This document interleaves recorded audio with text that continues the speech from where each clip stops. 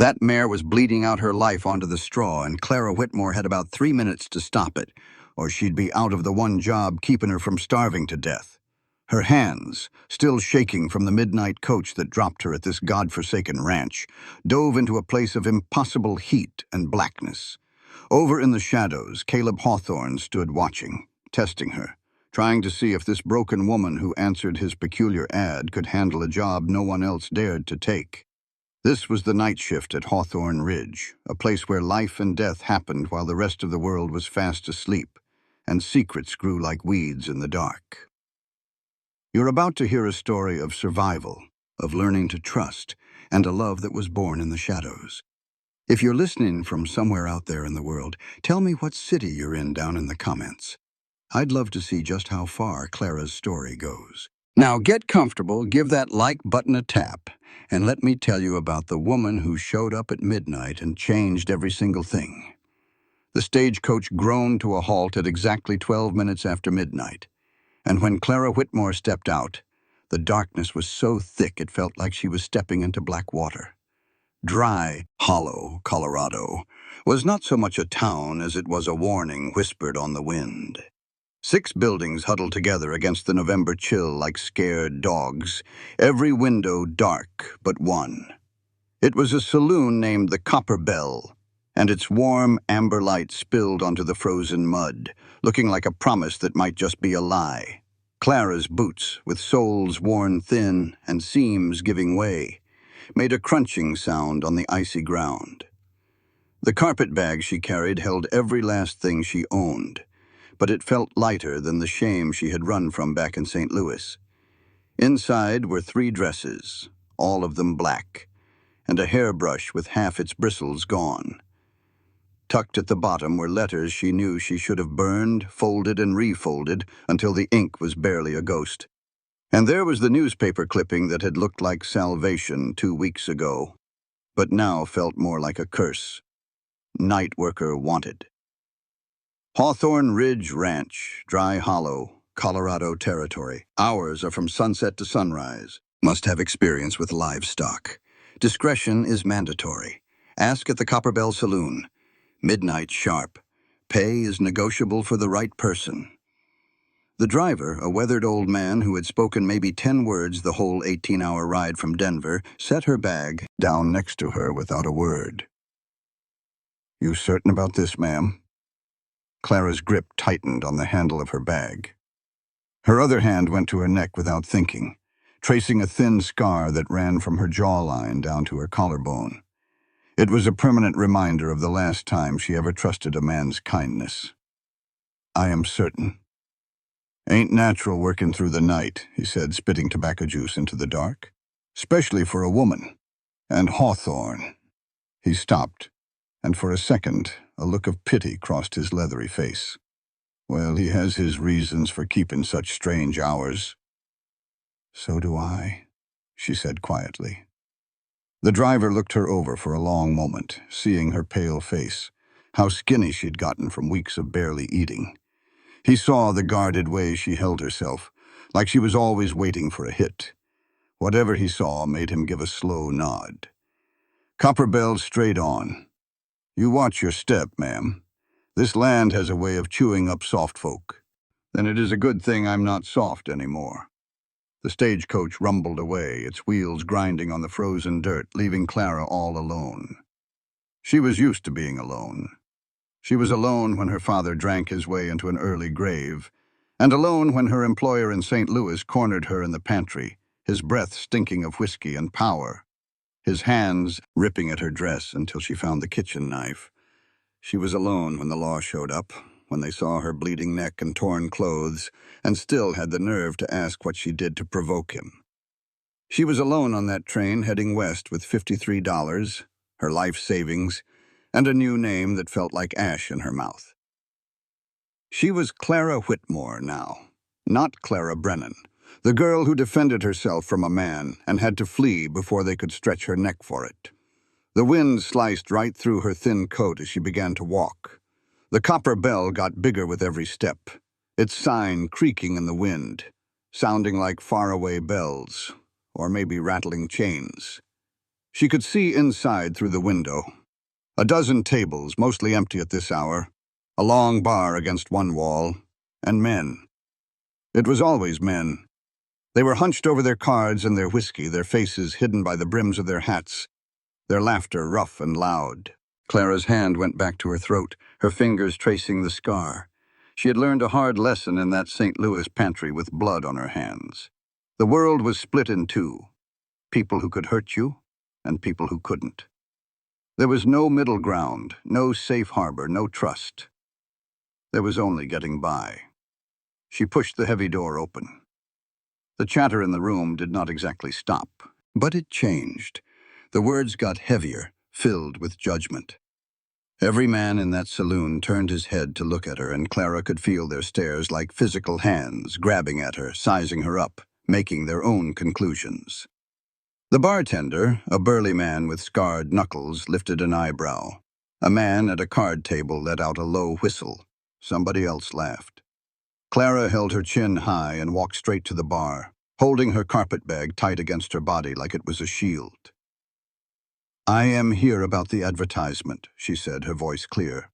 "The night work at Hawthorne Ridge." The bartender's look changed from curiosity to a flicker of respect. "So you're the one?" "My name is Clara Whitmore. Hawthorne said you'd be here at midnight."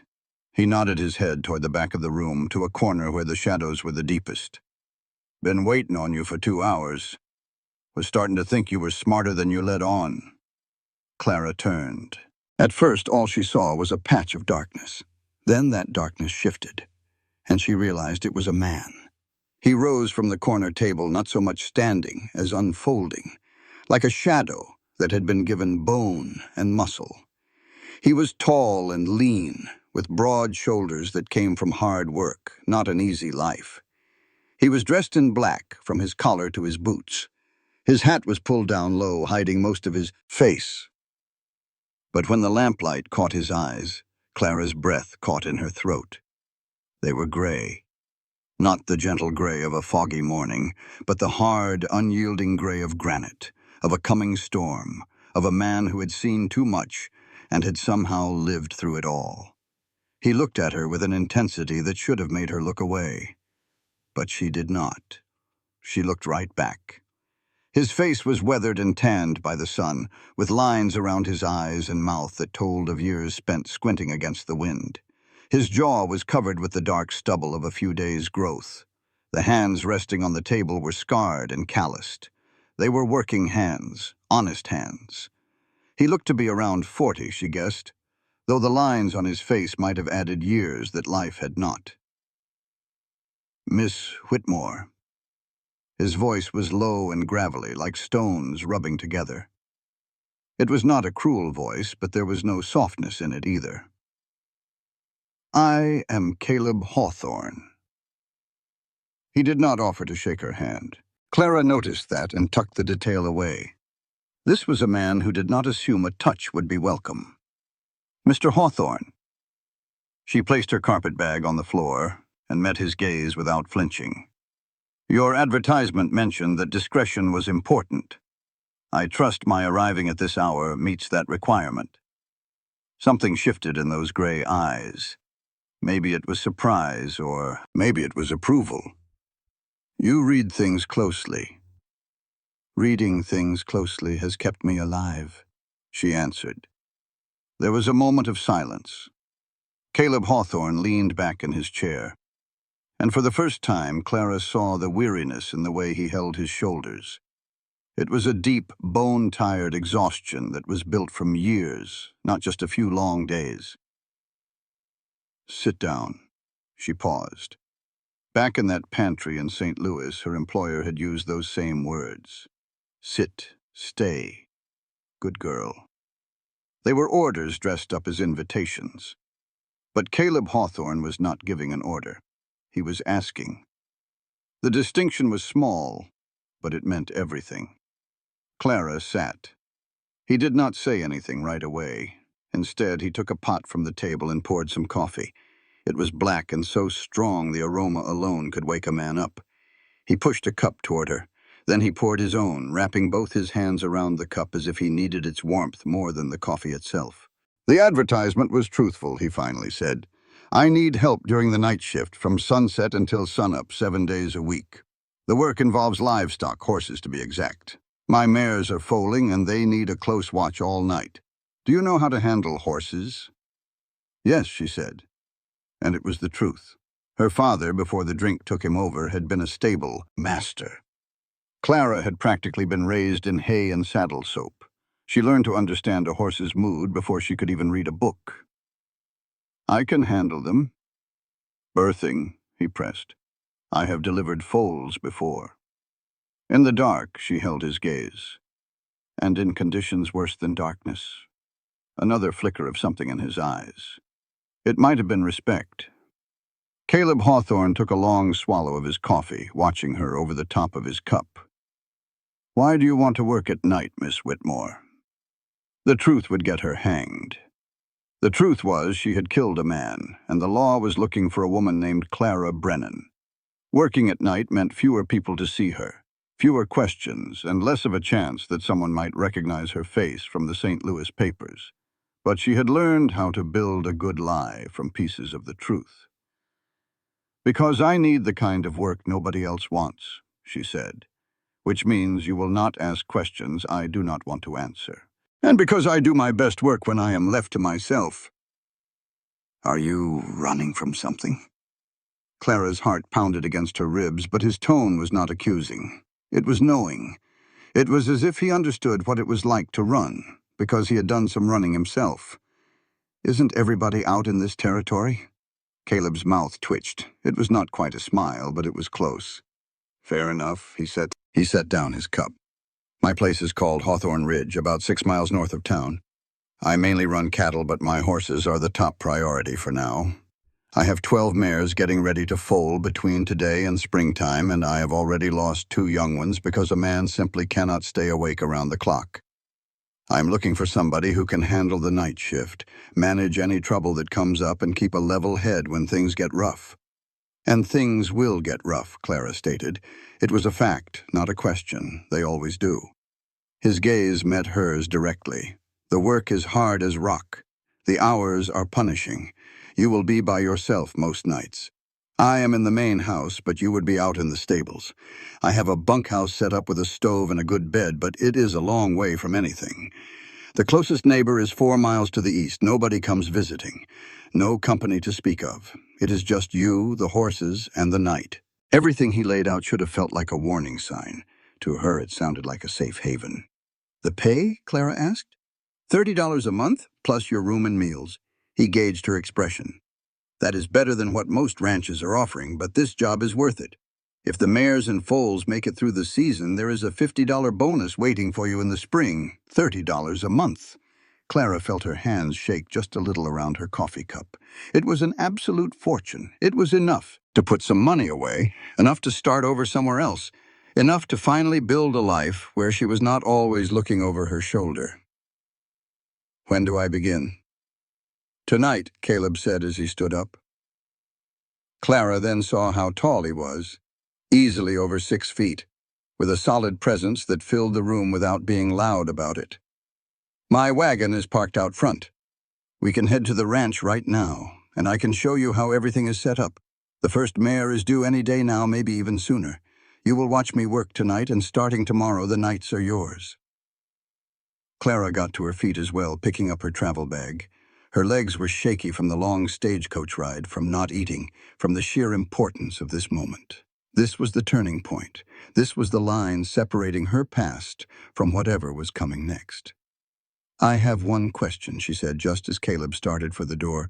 He stopped and glanced back at her. Why hire for midnight? Why not just advertise for regular help during normal hours? He was quiet for a long stretch. Finally, he said, because regular help tends to ask regular questions, and I am not in the mood to give regular answers. They walked out of the Copper Bell together, stepping into a darkness that seemed less frightening with him walking beside her. His wagon was waiting on the street, a tough workhorse of a vehicle pulled by 2 big draft horses that stomped, their hooves restless in the cold air. Caleb tossed her travel bag in the back without a word. then held out a hand to help her up. Clara paused for a second, but when she took his hand, his grip was strong and quick, more of a helping hand than a personal touch. The ride to the north was quiet, filled only with the groaning of the wagon wheels and the steady beat of the horses' hooves. The town of Dry Hollow vanished behind them, consumed by the night. The land began to climb, and the scrubby brush made way for stony hills and a few scattered pine trees. The moon was almost full, and it bathed the landscape in a glow of silver and black. From the corner of her eye, Clara watched Caleb. He handled the wagon with a natural skill, his shoulders moving with the bumps in the road. In the moonlight, his profile looked like it was chiseled from stone, all hard lines and dark shadows. But she saw something in the way he held his mouth, a tightness in his jaw that suggested a pain he was holding back with nothing but pure grit. "How long have you been running the ranch by yourself?" she asked. A muscle twitched in his cheek. 3 years. That is a mighty long time to go without a good night's sleep. Yes. The conversation ended right there, but Clara understood. Whatever took place 3 years ago, whatever left Caleb Hawthorne working himself to the bone and posting ads for help in the dead of night, he was not about to share it with a stranger. That was perfectly fine with her. She had her own story from 3 years ago that she never talked about either. The ranch came into view slowly, taking shape out of the darkness like a dream becoming real. The first thing she saw was the fence line, perfectly cared for, with straight posts and taut wire. Then she saw the buildings. There was a huge barn with a high, sloping roof, a few smaller sheds, and corrals that shined with a thin layer of frost. Farther back stood a 2-story house, its windows completely dark. Every detail suggested meticulous care and pride in his work. It was the home of a man who would not let his world crumble, even if he was falling apart on the inside. Caleb brought the wagon to a stop next to the barn. "This is Hawthorne Ridge." Clara hopped down, and her boots made a crunching sound on the frozen dirt. The air was filled with the scents of pine trees, horses, and the biting cold. They were clean and honest smells, a world away from the stink of rot and hopelessness she remembered from St. Louis. The barn stood tall in front of them, with doors big enough to fit a fully loaded hay wagon. Caleb pulled out a key, undid the large padlock, and pushed the heavy doors open. Light flickered to life as he lit the lanterns hanging down the long central walkway, and the sight made Clara catch her breath. It was magnificent. The barn was kept with a kind of neatness that was almost a compulsion.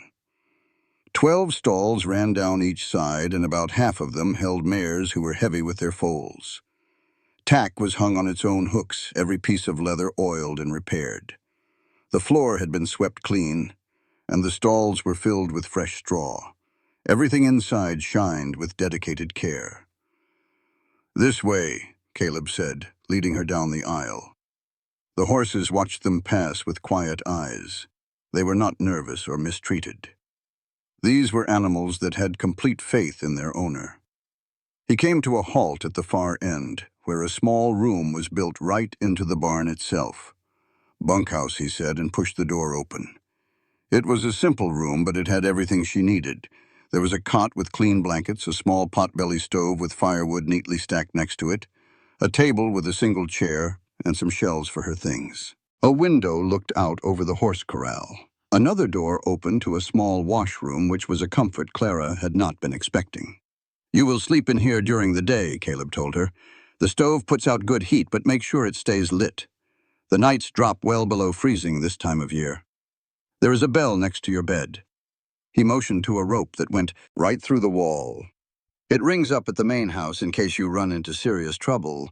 Otherwise, you are on your own from dusk till dawn." Clara placed her travel bag on the bed and smoothed her hand across the blanket. It felt thick and heavy, and she knew it would be warm. "This is more than I was expecting. I need you able to work, not frozen solid." She turned to look at him. "What exactly am I supposed to do all night?" "Check on the mares every hour. Keep an eye out for any sign of trouble or a foal coming early. Keep the fire in this stove going so you do not get frostbite. If a mare starts to give birth, you help her. If things get complicated, he stopped for a moment. You ring that bell, and I will come running. But most nights are quiet. It will just be you and the horses. And what about rustlers? Clara asked. The stagecoach driver had talked about them. Thieves who came in the night to steal livestock and leave a man ruined. Caleb's face grew hard. They have hit this area twice in the last month, made off with 6 head of cattle both times. They have not bothered with the horses yet, but it is only a matter of time. He walked over to a shelf and took down a rifle. It was well-oiled, loaded, and looked like it meant business. Do you know how to handle one of these? Yes. Are you willing to use it if it comes to that?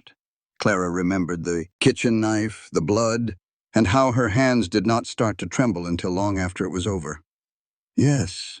He looked at her for a good long while, and Clara had to wonder what he was seeing. A woman at the end of her rope taking on a desperate job, a puzzle that could become a danger, or maybe just another person who, like him, had learned that staying alive meant you had to make difficult choices. Good, he finally said. Because if they show up, they are not going to ask nicely, and I cannot get here from the house fast enough to protect you. I do not need protecting, Mr. Hawthorne. I need a job. Something in his face changed then. She saw respect for sure, and maybe even the first sign that he approved of her. Fair enough. Let us get you acquainted with the work. He used the next hour to walk her through the nightly routine.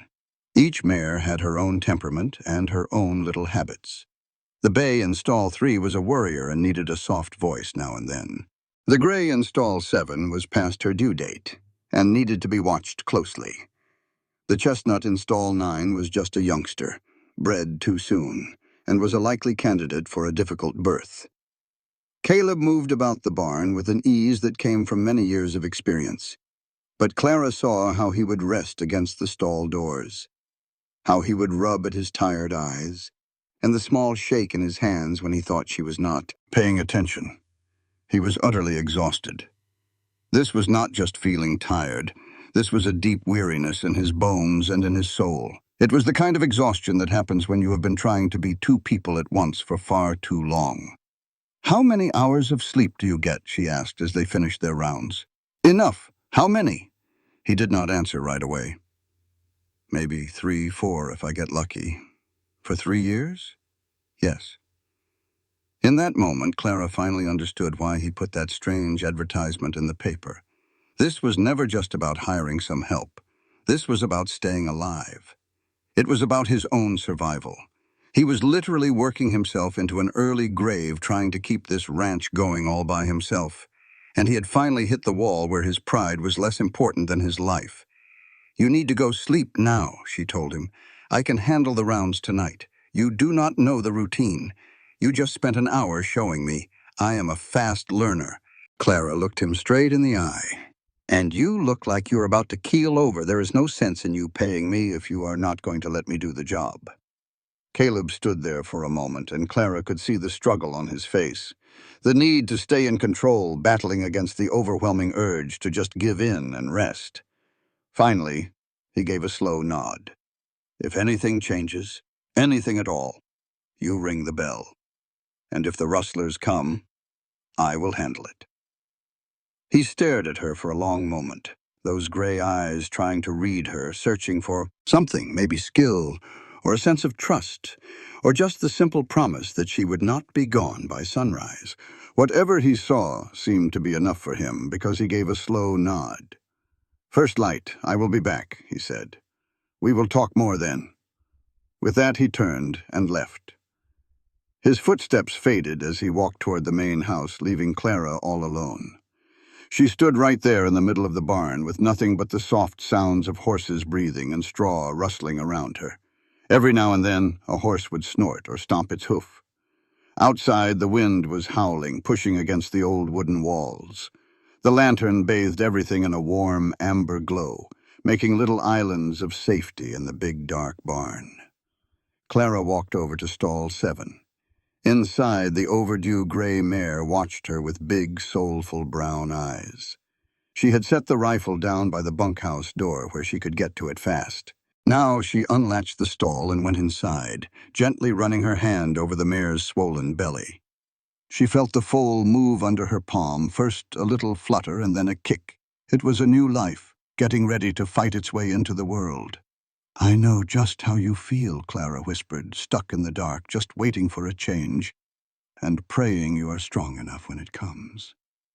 The mare turned her big head and nuzzled against Clara's shoulder, and for the first time in what felt like months, or maybe even years, Clara felt a knot in her chest begin to loosen.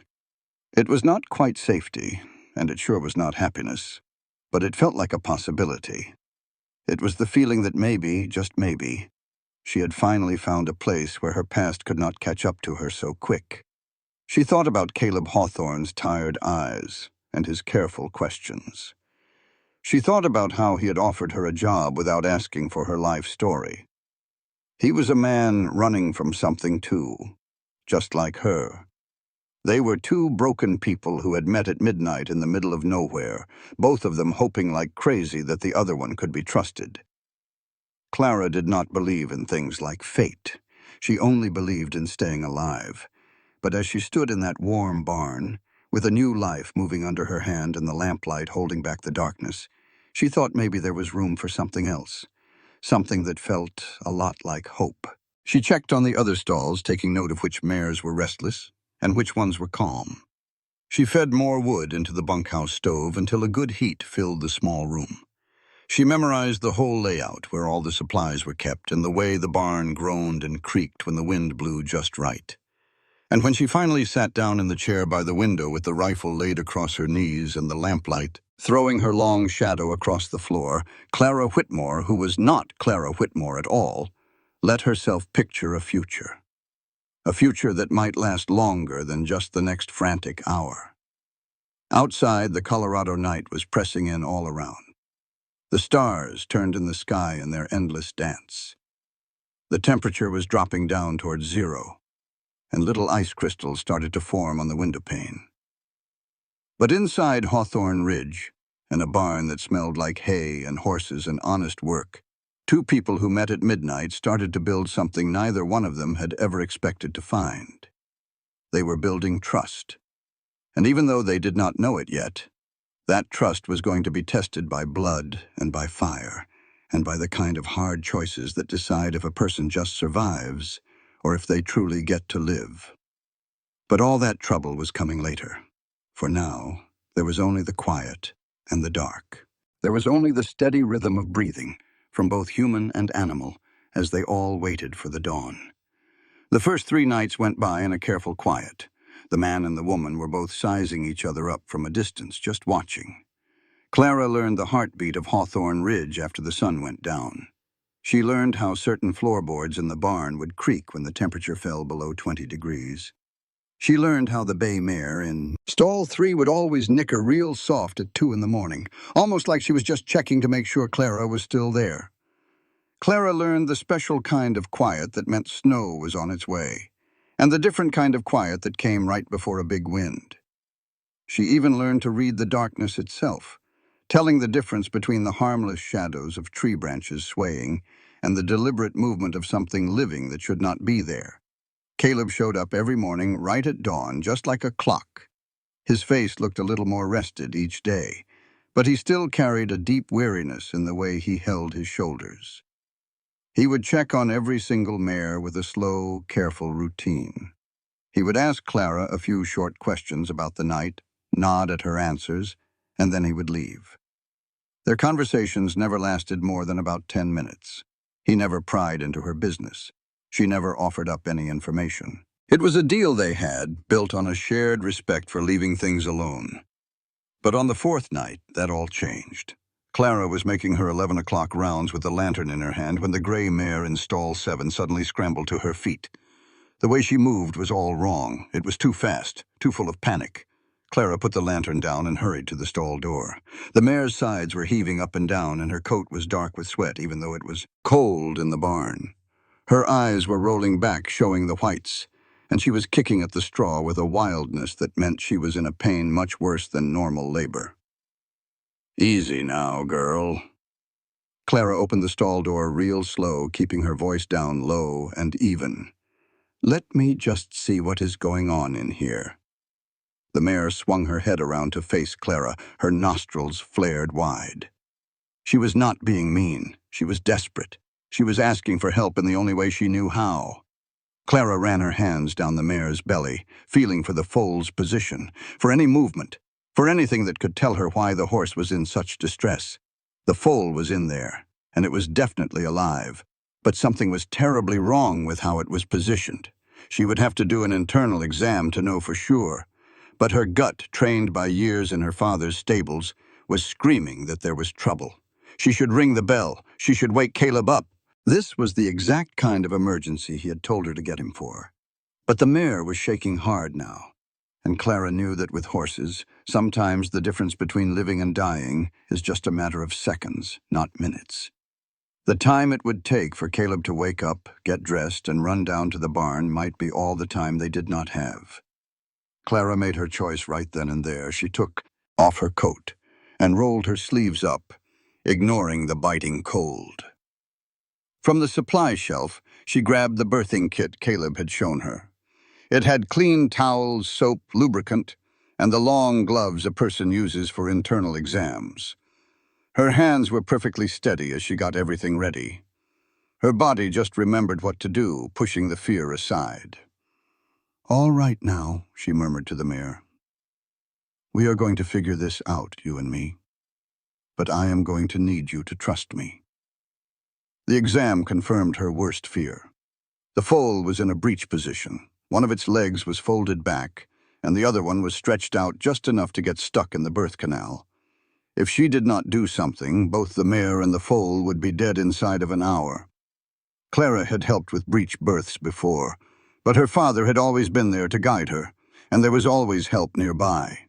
Now she was all alone with a terrified animal whose life was completely in her hands. She closed her eyes and took one deep breath, then another. She pushed all the fear away until there was nothing left but her hands, her knowledge, and her will to save them. Here we go. For the next 40 minutes, Clara worked with a focus that made her muscles ache. With her arm deep inside the mare, she felt around blindly for the folded leg, fighting against powerful contractions that tried to crush her hand. The mare groaned and moved around, and Clara just kept talking to her, a constant, soothing stream of nonsense words. The words did not mean anything, but their meaning was clear. "I am here. You are not alone. We are fighting this together." Sweat was pouring down Clara's face, even in the freezing barn. Her shoulders burned from holding the strange position. Twice she almost lost her grip on the tiny hoof she was trying to move, but she held on tight, changed her angle, and tried again. And then, finally, she felt the leg straighten out. She felt the foal shift into the right position. "That is it," Clara gasped, out of breath. "That is it, girl. Now you push." The mare did not need to be told twice. Her body took over, and the contractions started coming hard and fast now that the way was clear. Clara grabbed some towels and got herself into position to catch the foal, to help it, to do whatever needed to be done in these last vital moments. The foal came out in a sudden rush of fluid and membrane. It slid right into Clara's waiting hands, looking impossibly small, impossibly delicate, and completely still. Clara's heart just dropped. She had fixed the position. She had done everything right. But she had been too late. The foal had been stuck for too long without any oxygen. But even as that thought crossed her mind, her hands were already moving. She cleared the slick membrane from the little one's nose and mouth, then started rubbing its body hard with a towel to get it breathing. "Come on now," she whispered to the tiny creature. "Don't you even think about giving up on me." Still nothing. Clara rubbed with more force, a wave of desperation washing over her. Behind her, the mayor, got shakily to her feet. She turned to look at her baby and let out a soft, questioning whinny that just about tore Clara's heart in two. "Breathe," Clara ordered, her hands still working frantically. "You fought this hard. You don't get to die now. Breathe." And then, like a miracle, the foal took a gasp. A tiny chest rose and fell. It took another breath, this one stronger. The foal's legs gave a little twitch, and then its dark eyes blinked open. It looked confused, but it was alive. Wonderfully, beautifully alive. Clara fell back into the straw, every part of her shaking from a mix of pure relief and bone-deep exhaustion. The mayor moved in closer, nickering gently, and began the timeless job of cleaning her newborn. "You're welcome," Clara whispered. And then she just started laughing, from the joy of it all and the absolute craziness of what she had just pulled off, all alone in the dark. She never heard the big barn door creak open. She had no idea Caleb was even there until his long shadow fell over the stall. "I didn't hear the bell." Clara's head shot up. Caleb was standing there in the doorway of the stall, completely dressed even at this hour, and his face gave nothing away. She couldn't read if he was mad or impressed or something else entirely. "There wasn't any time," she said, pushing herself up on legs that felt like jelly. "She started having trouble at 11 and the foal was breech. It would have been too late by the time you got here. You handled it by yourself." It wasn't exactly a question, but Clara could hear the sharp edge underneath his words. "Yes, without even knowing if you could."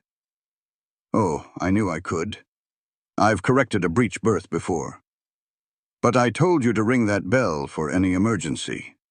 Clara lifted her chin, meeting his gaze straight on, not caring how tired she was. "And I made a call. The emergency needed someone to act right then, not wait around. If I was wrong, you can go ahead and fire me. But that foal is breathing right now because I didn't wait." For what felt like a lifetime, Caleb didn't say a word. He just looked at Clara, at her hair tumbling out of its pins, her dress soaked through, her arms still trembling. Then he looked over at the mayor and her new foal, both alive and steady. When he finally found his voice, it was softer than she expected. "You saved them both." "I was just doing my job." "No." He stepped right into the stall and knelt down next to the foal.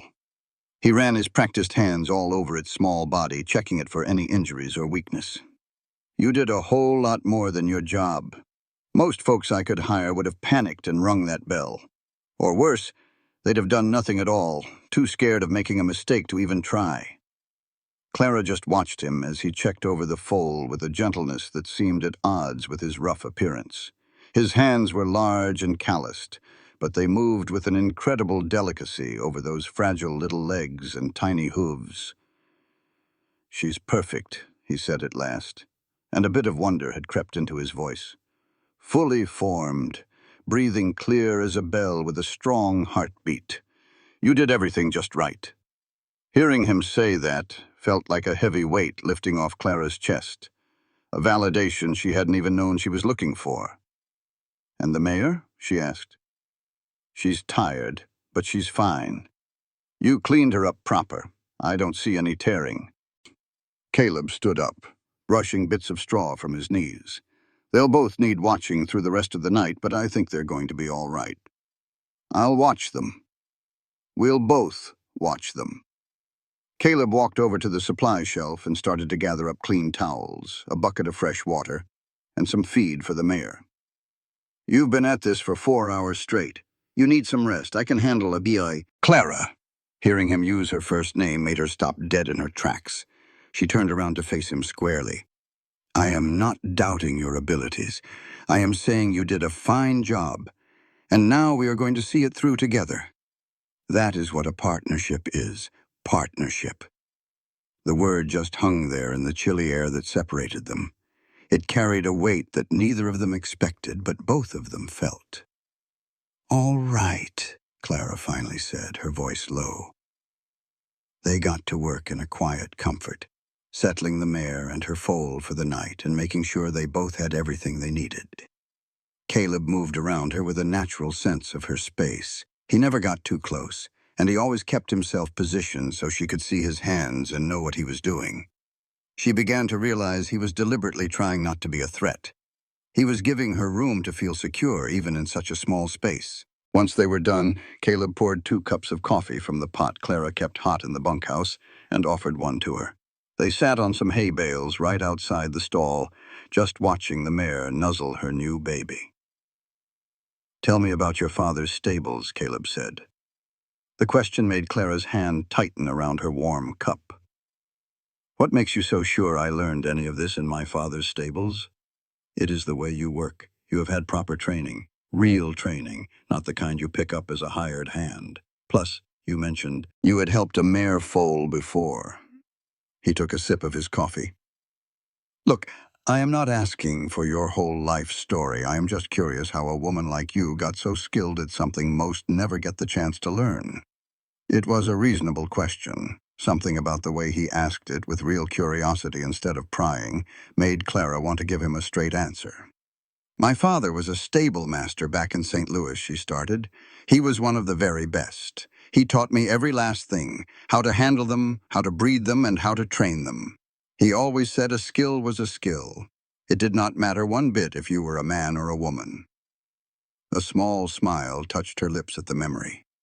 "The owners never did like having a girl around their barns, but my father's horses were the healthiest in the whole city, so they put up with it." "What happened to him?" The smile vanished from her face. "He started drinking mostly. After my mother passed on, he just sort of gave up on everything. And when he was gone, the owners made it real clear that I was not welcome there anymore. They said it was improper for a young woman to be working all alone with grown men." A bitterness she could not hide crept into her voice. Improper, as if going hungry on the streets was somehow more proper. Caleb stayed quiet for a long second. Then he said, "I am sorry. Losing a parent is a hard thing. Losing your way of life right on top of it." He just shook his head. "Some people are cruel when they think they can get away with it." "What about you?" Clara asked, the question surprising even herself. 3 years running this whole place on your own. That is not normal." She expected him to brush her off, to shut down the conversation just like she usually did when things got too personal. But instead, Caleb just stared down into his coffee cup for a long while. "My wife died 3 years ago," he said at last. "In childbirth. The baby died too." He paused like he was trying to find the right words. "After that, I could not bring myself to hire on any help.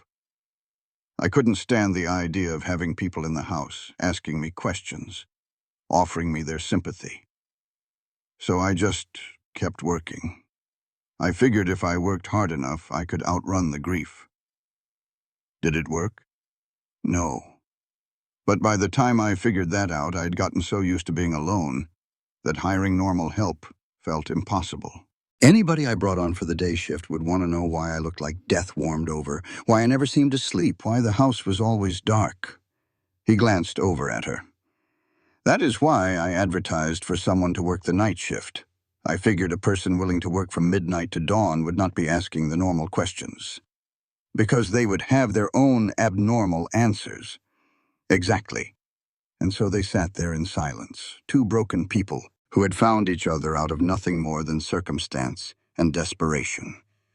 Clara thought about secrets and how people survive, about all the different ways we carry our damage and somehow keep on moving forward. "I killed a man," she said, the words coming out of nowhere. They just hung there in the air like smoke. Clara could not believe she had actually said them out loud. She could not believe she was trusting this man she barely knew, with the one truth that could ruin her completely. But something about that moment, the exhaustion, the closeness of working together, the way Caleb had just offered up his own pain, made her want to be honest for once in her life. Caleb did not act shocked or horrified. He simply asked, "Did he deserve it?" "Yes. He was my employer. He trapped me in the pantry." She touched her throat, tracing the line of a faint scar. "I fought back. I used a kitchen knife. The law showed up, but they did not care that he had attacked me. All they saw was a dead, wealthy man and a living, poor woman. So I ran." "Clara Whitmore is not your real name, then?" "No." "Do I want to know the real one?" Probably not. Caleb nodded his head slowly. Fair enough. For what it's worth, you are safe here. I do not talk to the law unless they give me a good reason. And I sure as hell do not believe rich men over women who have knife scars on their throats. He finished the last of his coffee. You want to be Clara Whitmore? Then you're Clara Whitmore. The past does not exist out here at Hawthorne Ridge, not unless you want it to. Clara felt tears sting the corners of her eyes, and she blinked them back with everything she had. She had expected him to judge her, to be afraid of her, maybe even disgusted. But instead, Caleb just gave her his acceptance, no questions asked. Thank you, she whispered. Nothing to thank me for. We all have things we are running from. He stood up, stretching his back with a pained expression. But right now, we have 10 more mares to check on, and only about 4 hours until sunrise. Are you up for finishing the rounds? Clara stood up too, setting her empty cup aside. Always? They walked the length of the barn together, checking on each mare, making notes of which ones were getting close to foaling, and which ones still had a ways to go. Caleb showed her the little signs she had missed before, like the way a mare's udder would wax up right before labor, or how small changes in their behavior could mean trouble was brewing. He taught her not like a boss, but like a partner, respecting what she already knew while he filled in the gaps. By the time the false dawn started to light up the eastern sky, Clara felt something real had shifted between them. Not a pull, not really. Or at least not just that. It was more like a sense of recognition. The kind that happens between two people who can see each other's jagged edges and decide to stand near one another anyway. You ought to get some sleep, Caleb said, just as the first gray light started to peek through the barn windows. You have surely earned it. I can take the day shift. Just wake me if anything changes with the gray mare or her foal. I will. Clara walked back to her little bunkhouse, so bone-tired she did not even bother to take off her dirty dress. She fell onto the cot and was fast asleep in just a few seconds. She woke up 8 hours later to the sound of horses screaming. Clara shot straight up in bed, her heart pounding in her chest. The sound of those screams, pure terror and nothing like a normal horse sound, sent a chill right through her. She snatched the rifle she kept by her bed and bolted out the door. Smoke. She could smell it before she could see it. It was thick and black and wrong, and it was coming from the direction of the eastern pasture. She found Caleb was already there with 2 other men she had never laid eyes on before.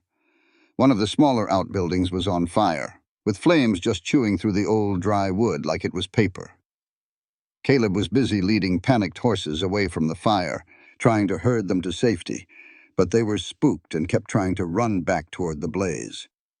"Clara!" he yelled out the moment he saw her. The tack room. There is a mare trapped inside of it. She did not waste a second. Clara handed her rifle to one of the strangers and took off running for the burning building. The heat slammed into her like a fist, and the smoke instantly filled her lungs, but she forced her way through the half-collapsed doorway. Inside was pure chaos.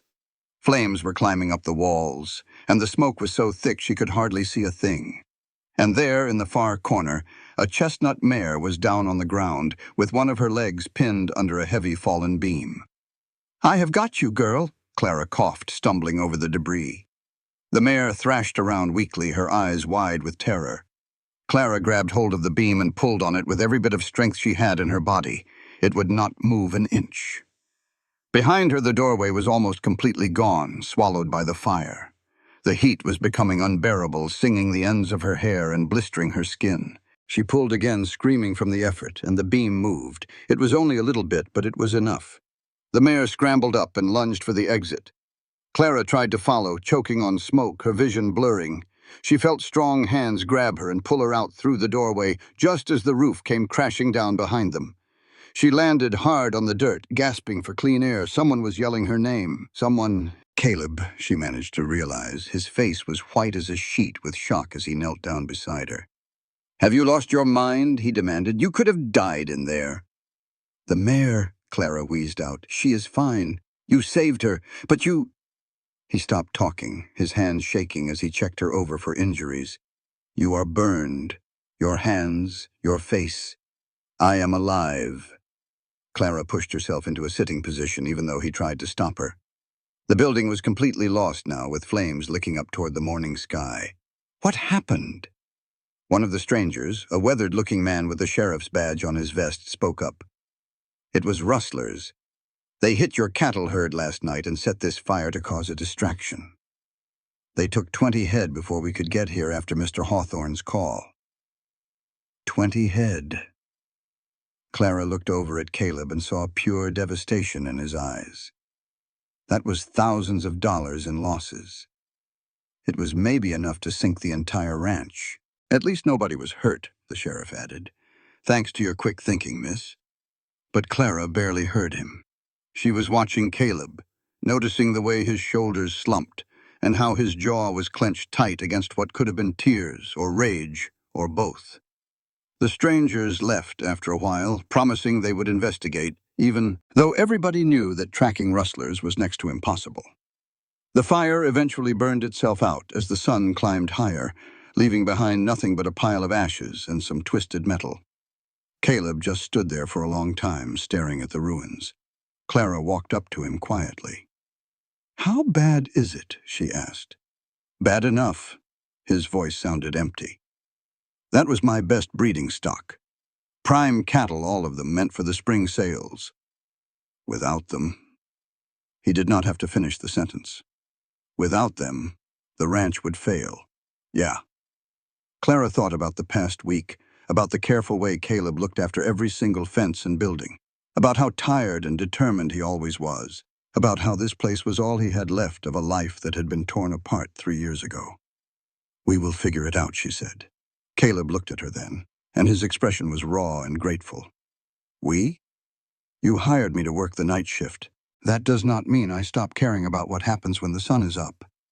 Clara put her hand on his arm for just a moment. "We will figure it out." For the first time since the fire had started, Caleb's face seemed to soften just a little. "Yeah," he said. "Maybe we will."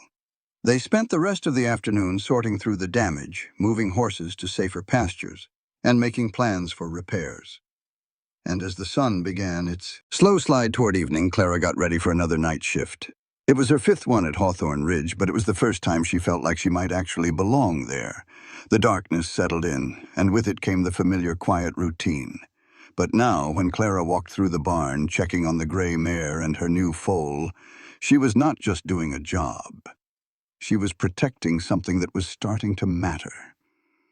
Something that was becoming, against all reason and logic, a kind of home. The loss from the rustler attack hung over Hawthorne Ridge like a bad memory you could not shake. In the days after the fire, Clara would watch Caleb poring over the numbers in a worn-out ledger. His jaw was always set with a worry that never seemed to leave him, even when he tried to pretend it was not there. 20 head of prime breeding cattle meant a lot more than just money. They meant the ranch could survive the next year. It was the difference between keeping this place and losing everything he had fought so hard to hold on to since his wife had died. Clara never said a word about the ledger, or the way Caleb's hand would sometimes shake when he thought she was not looking. Instead, she just became even more watchful during her night shifts. She kept the rifle close by, and her ears were tuned to every little sound that was not just the wind or the animals. The rustlers had already hit this area twice in the last few months, and she knew that desperate men could be bold. There was a good chance they would come back. 2 weeks after the fire, on a night so cold that Clara could see her own breath hanging in the warm barn air, the young chestnut mare in stall 9 went into labor. Clara had been worried about this one. The mare was barely 3 years old, bred far too young by her last owner before Caleb bought her. Her hips were just too narrow, her body was not fully grown, and the foal had felt too big every time Clara had checked on her.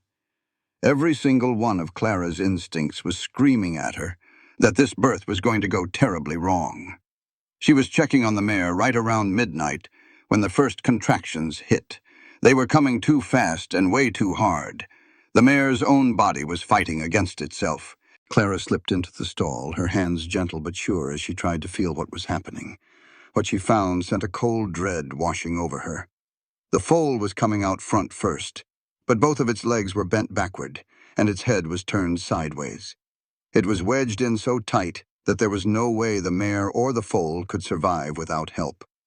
And not just any kind of help. Getting to work. This was a problem that needed the kind of delicate touch that even some old, experienced vets had trouble with.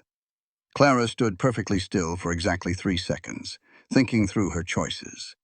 She could ring the bell and wait for Caleb, but that would waste precious minutes. Or she could trust what she had been taught, trust her own skill, and trust the simple fact that sometimes staying alive means you have to act before fear has a chance to freeze you. She made her choice. Working with a precision that made her whole body ache, Clara slipped her hand inside the mare, feeling around in the dark for the foal's badly positioned legs. The mare let out a low groan and shifted her weight. The contractions threatened to crush Clara's arm, but she held herself steady. Her fingers finally found one tiny hoof, and then the other.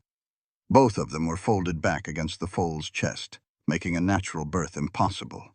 "Easy now, Mama," Clara whispered, and she was not sure if she was talking to the horse or to herself. "We are going to fix this. Just you stay with me." Sweat dripped down her face despite the cold. Her shoulder was screaming from the awkward angle. Somewhere in the back of her head, a little voice was whispering that she was in way too deep, that this was more than she could handle, that she should have just rung the bell. But Clara had learned in a St. Louis back alley that to survive, you had to shove fear aside and just act. She had taken a man's life to protect her own. She could certainly deliver a horse. For 30 minutes that stretched into an eternity, she worked, carefully coaxing one leg forward, then the next, feeling the foal shift bit by bit into a better position. Next was the head, which was turned completely wrong, making the birth seem impossible. Clara's hands ached as she gently turned it, guiding and whispering prayers to a higher power she hardly believed in. Then, at long last, everything fell into place. "Now," Clara urged breathlessly, "you have to push now." The mare did not need to be told twice. Her body convulsed with powerful contractions, and Clara got into position to catch the foal, to help, to do whatever was needed in these final critical moments. The foal arrived in a sudden surge that almost sent Clara sprawling backward.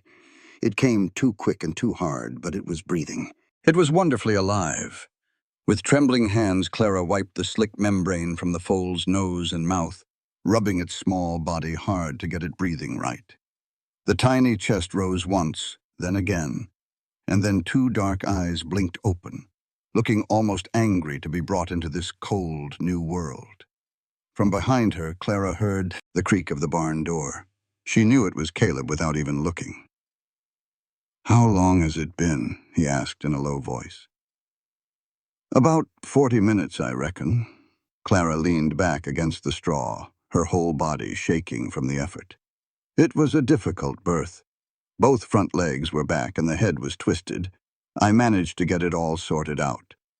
Caleb stepped into the stall and knelt down beside the newborn foal to check it over. His hands were practiced and sure as he checked its breathing, tested its reflexes, and looked for any harm from the rough delivery.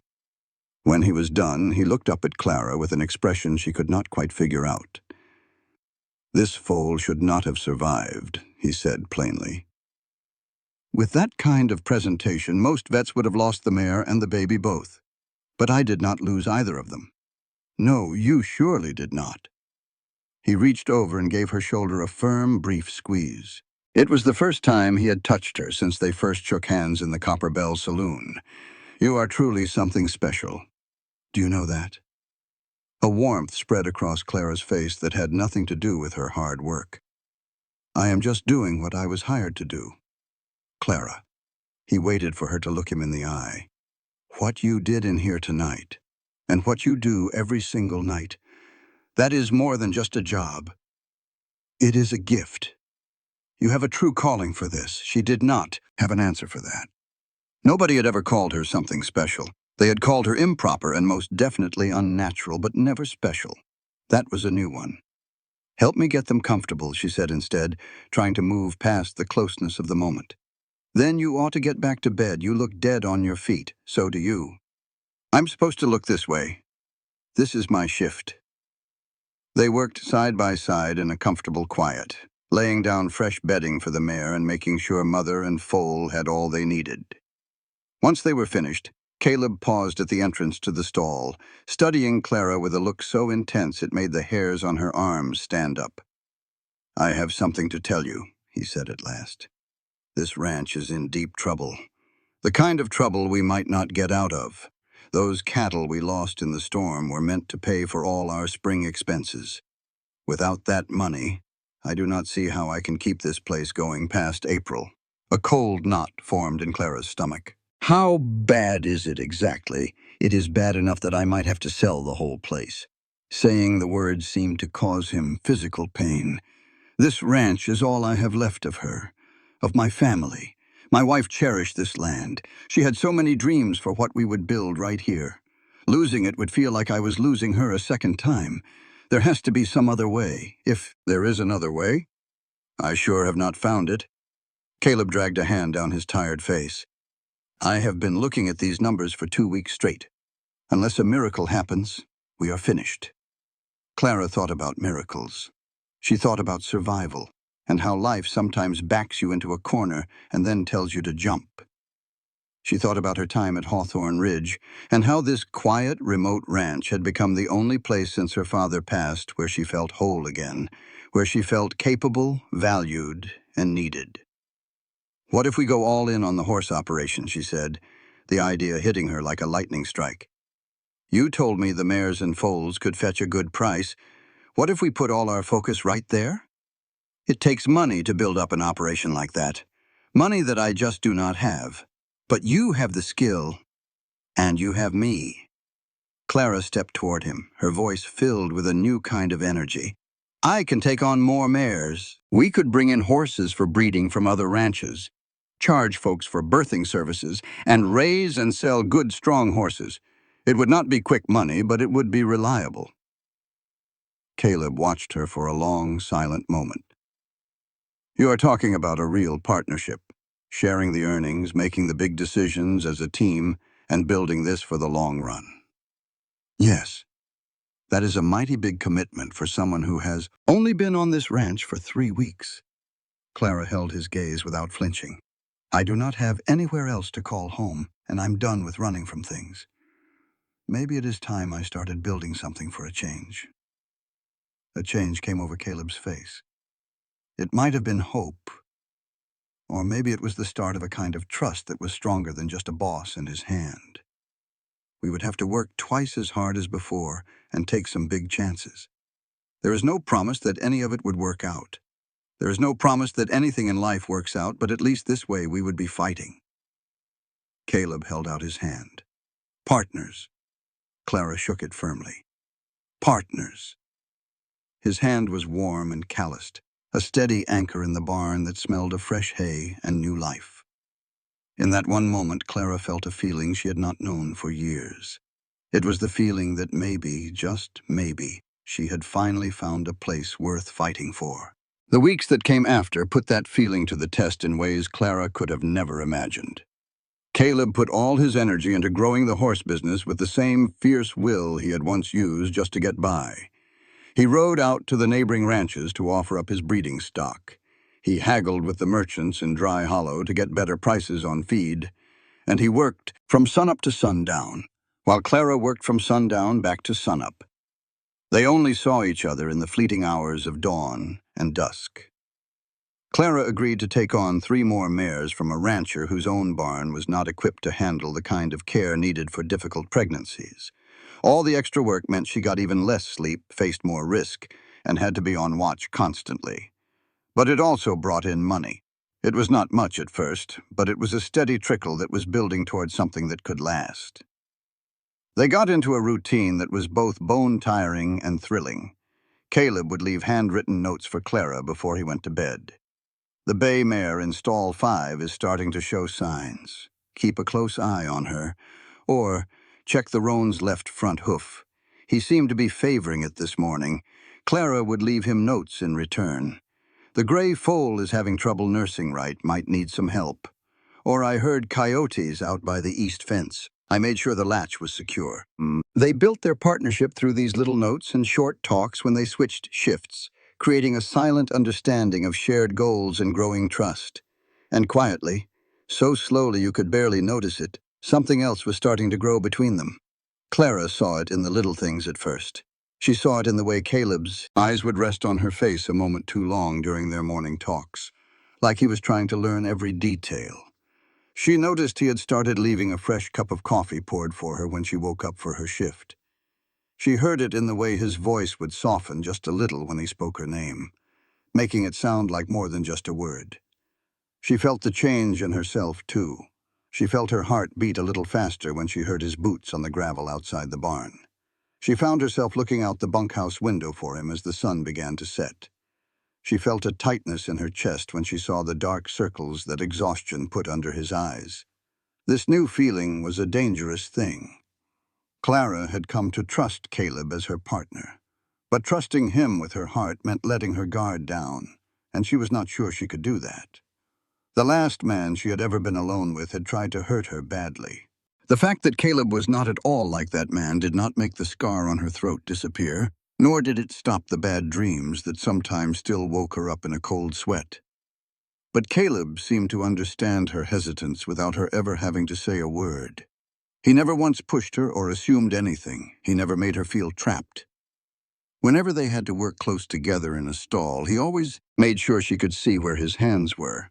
When they were both so tired they would start laughing at nothing, he never took advantage of that easy moment to ask for more than she was willing to give. He was, Clara slowly came to realize, the safest kind of dangerous man she had ever known.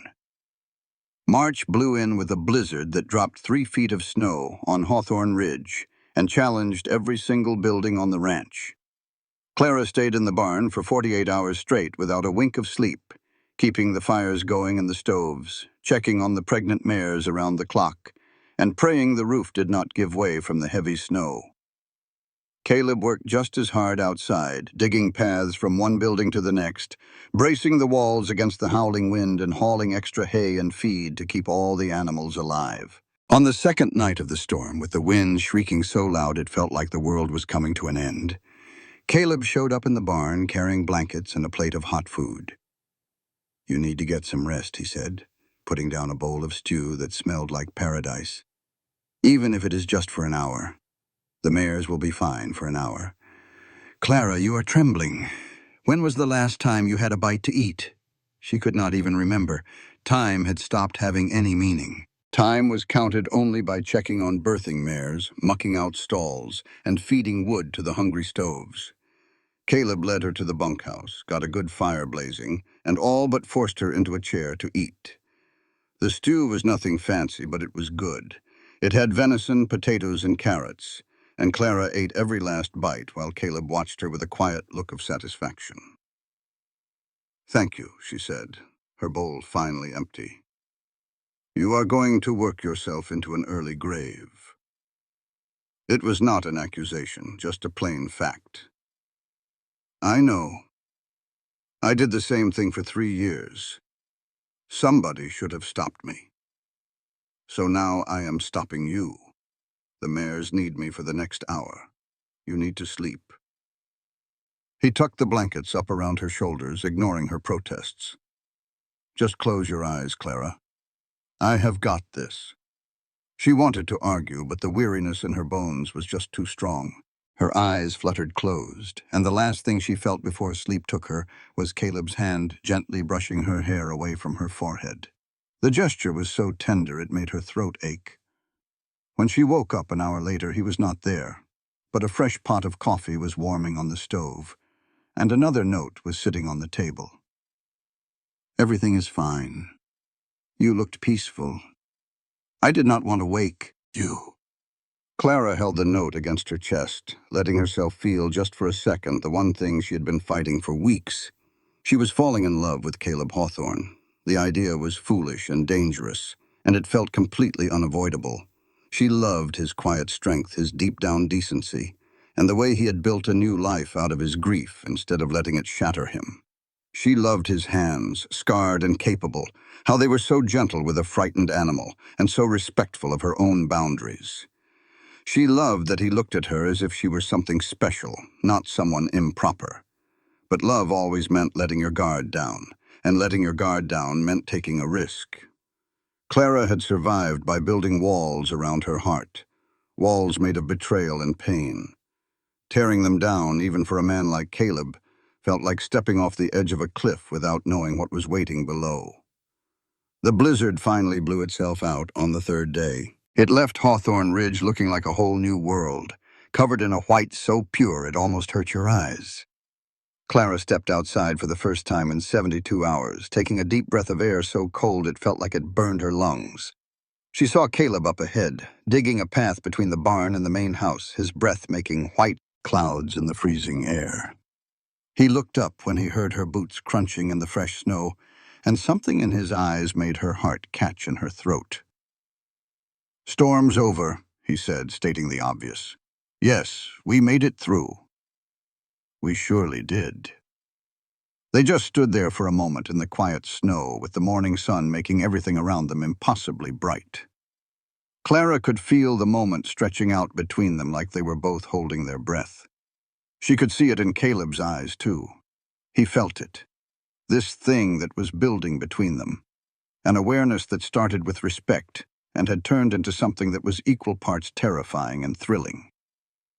"Clara," he started, then stopped, like he was wrestling with the words. "I need to tell you something."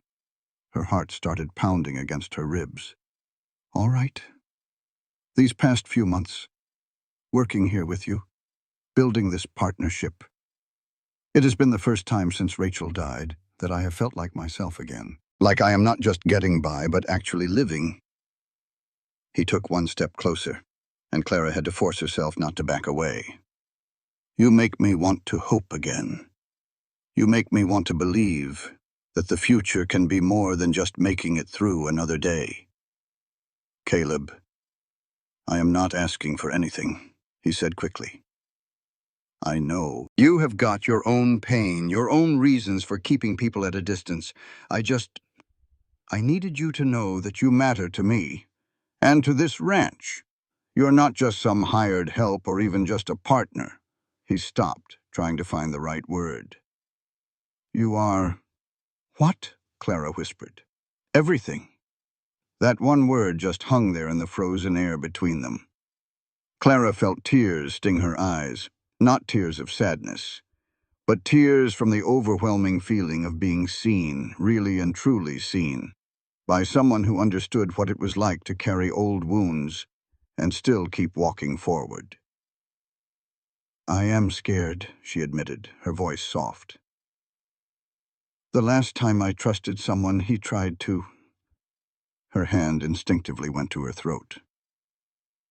"I know," Caleb's voice was gentle. "And I am not asking for your complete trust. Just do not shut me out. Let me show you over time that not all men are like him. Let me show you what a real partnership is. A partnership where you feel safe and valued and you are free to make your own choices." Clara looked at this man who had given her a safe place to land when she had nothing, who had worked right alongside her without any questions or judgment, who had seen her covered in mud and grime and exhaustion, and still called her extraordinary. She thought about the life she ran from and the new life she was trying to build right here. She thought about the difference between just surviving and truly living. "I want to trust you," she said, her voice quiet. "I am trying." "That is enough," Caleb said with a smile. It was a real smile, one that changed his serious face and made him look almost like a boy. "That is more than enough. Now come on. We have got mares to check on, paths to clear, and about 1,000 other things to get done before the sun goes down."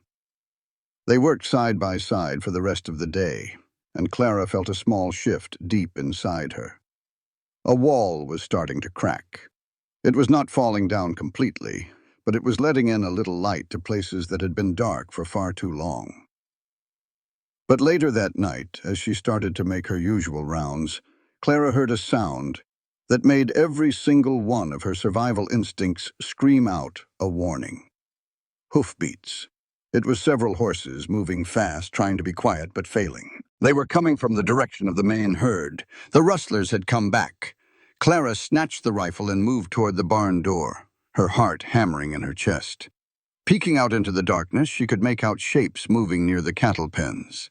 4, maybe 5 men on horseback working fast to cut some of the animals away from the herd. They had learned from their last attempt, coming in from the far side of the property where the fire would not give them away so quickly. She knew she should ring the bell. She should wake Caleb and get help. But she also knew that by the time he got there, the rustlers would be long gone with more of their cattle they could not afford to lose. And Clara had learned a hard lesson in a pantry in St. Louis, that sometimes you have to fight your own battles. She stepped out from the barn and into the night, raised the rifle to her shoulder, and fired a single shot over the rustlers' heads. "That is far enough," she shouted into the dark. "Drop the lead ropes and ride on out of here, or the next shot will not be a warning." The rustlers all froze in place. Then one of them let out a laugh, a harsh, ugly sound that cut through the cold air. "Well now, it looks like Hawthorne went and hired himself a woman with some bite." The man who spoke nudged his horse forward, and the moonlight showed a weathered face twisted up in a smirk. "You even know how to use that thing, sweetheart? Or are you just trying to scare us off with a loud noise?" Clara did not even hesitate. She adjusted her aim and fired again. The bullet kicked up a spray of snow right between the front hooves of the man's horse. The animal reared back, almost throwing its rider to the ground. "I know exactly how to use it," Clara said, her voice as cold as the night air. "And I have had to kill before. Do not test me to see if I will do it again." The man's smirk disappeared, replaced by a cold, calculating look. He sized Clara up for a long moment. Here was this woman standing in a nightdress and a coat, holding a rifle steady in the freezing cold, her expression completely calm. "You are making a big mistake," he said. "We just take these cattle and we move on. Everybody gets to live. You put up a fight, and things could get messy. Then I suggest you do not make things messy." From behind her, Clara heard the door of the main house slam open. Caleb's voice sliced through the darkness. "Clara, get back inside." But Clara did not move. She kept the rifle trained right on the rustlers. "You heard the man. This is your last chance to ride out of here with your lives." For a second, the whole night felt like it was balanced on the sharp edge of violence. Then the lead rustler spit on the ground. "This is not over, Hawthorne. You and your woman have just made yourselves a powerful enemy." "Get off my land," Caleb said. And Clara heard the distinct click of another rifle being cocked. "Now!" The rustlers finally turned and retreated, but not before their leader looked back over his shoulder. "We will be back. You can count on it." They disappeared into the darkness, and Clara finally let herself lower the rifle. Her hands had started to shake, the adrenaline finally catching up with her. Caleb was right beside her in an instant. He had his hands on her shoulders in an instant. "Are you out of your mind? They could have shot you." "They were taking our stock." Clara's voice sounded like it was coming from far away. "We can't stand to lose another head. I don't give a damn about the stock, not if it means losing you." His grip got tighter, and Clara saw real, honest-to-God fear in his eyes.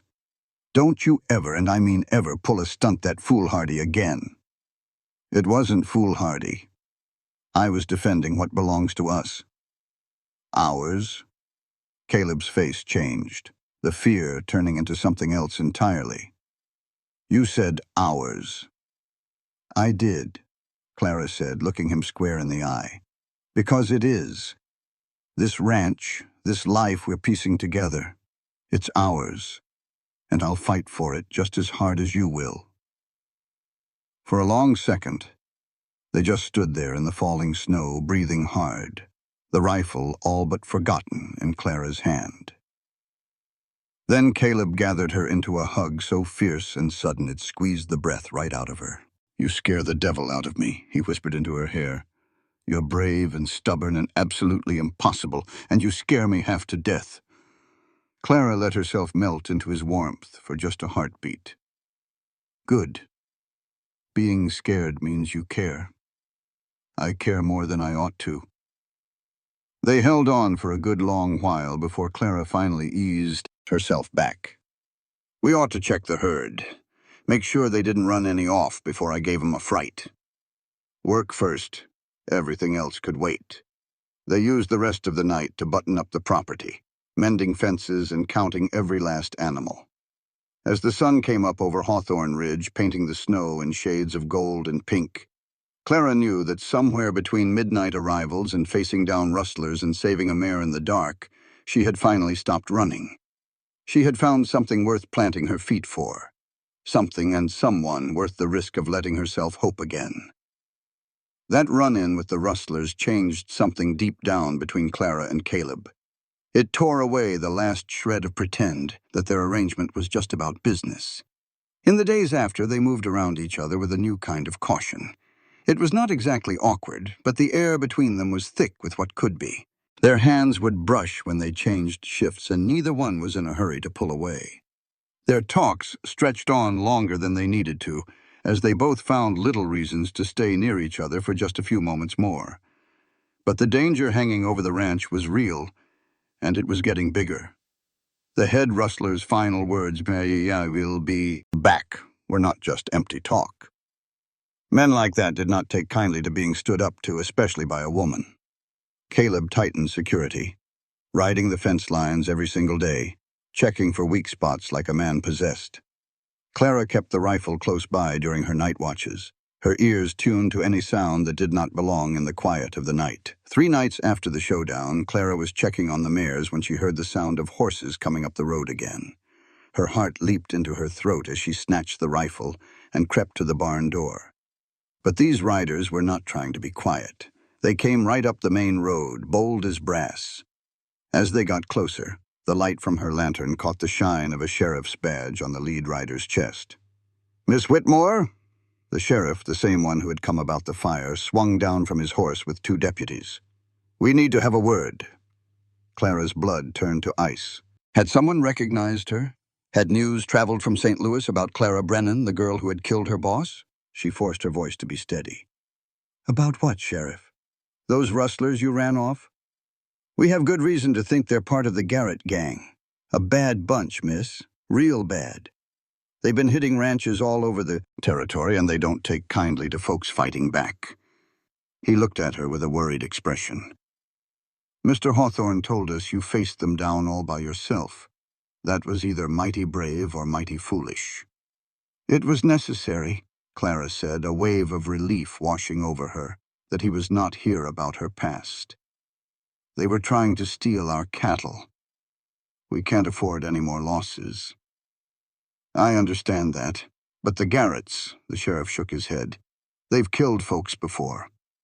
3 ranchers up in Wyoming last year, a whole family in Montana the year before that. If they come back, and I promise you they will come back, you need to be ready for a real fight." The barn door creaked open behind Clara, and Caleb stepped out, pulling on his shirt. "What's all this about?" The sheriff laid out his warnings again, his face grim.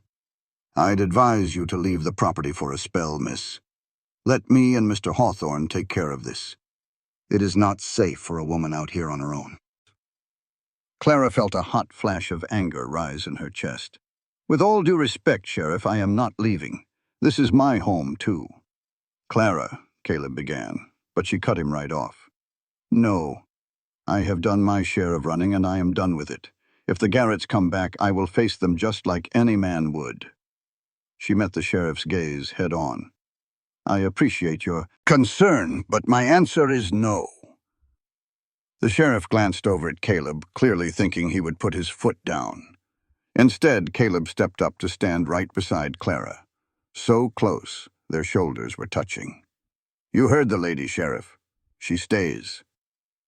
A look passed between the two men. Maybe it was understanding, or maybe just a man giving up.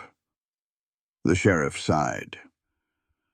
"All right, but I am posting a deputy on this property for the next few nights.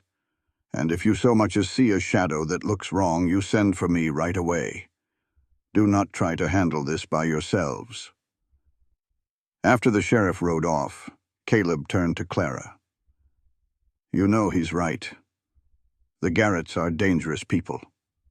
"So am I," Clara said, meeting his gaze. "I told you I have killed before, Caleb. I was not lying. I am not some delicate flower that needs to be protected. I know that. Lord, believe me, I know that." He reached out real slow, giving her a chance to pull back, and gently tucked a loose strand of hair behind her ear. "But that does not mean I am not going to worry. It does not mean the thought of you being in danger does not scare me half to death." "Then we will just have to be scared together," Clara said softly. "Because I am not about to leave you to face this by yourself." The deputy, a young fella named Thomas, who looked like he had not even started shaving yet, showed up about an hour later. He made himself a watch post in the little tack room, and his being there should have made Clara feel safer. But it did not. It just made her feel the danger closing in all around them even more.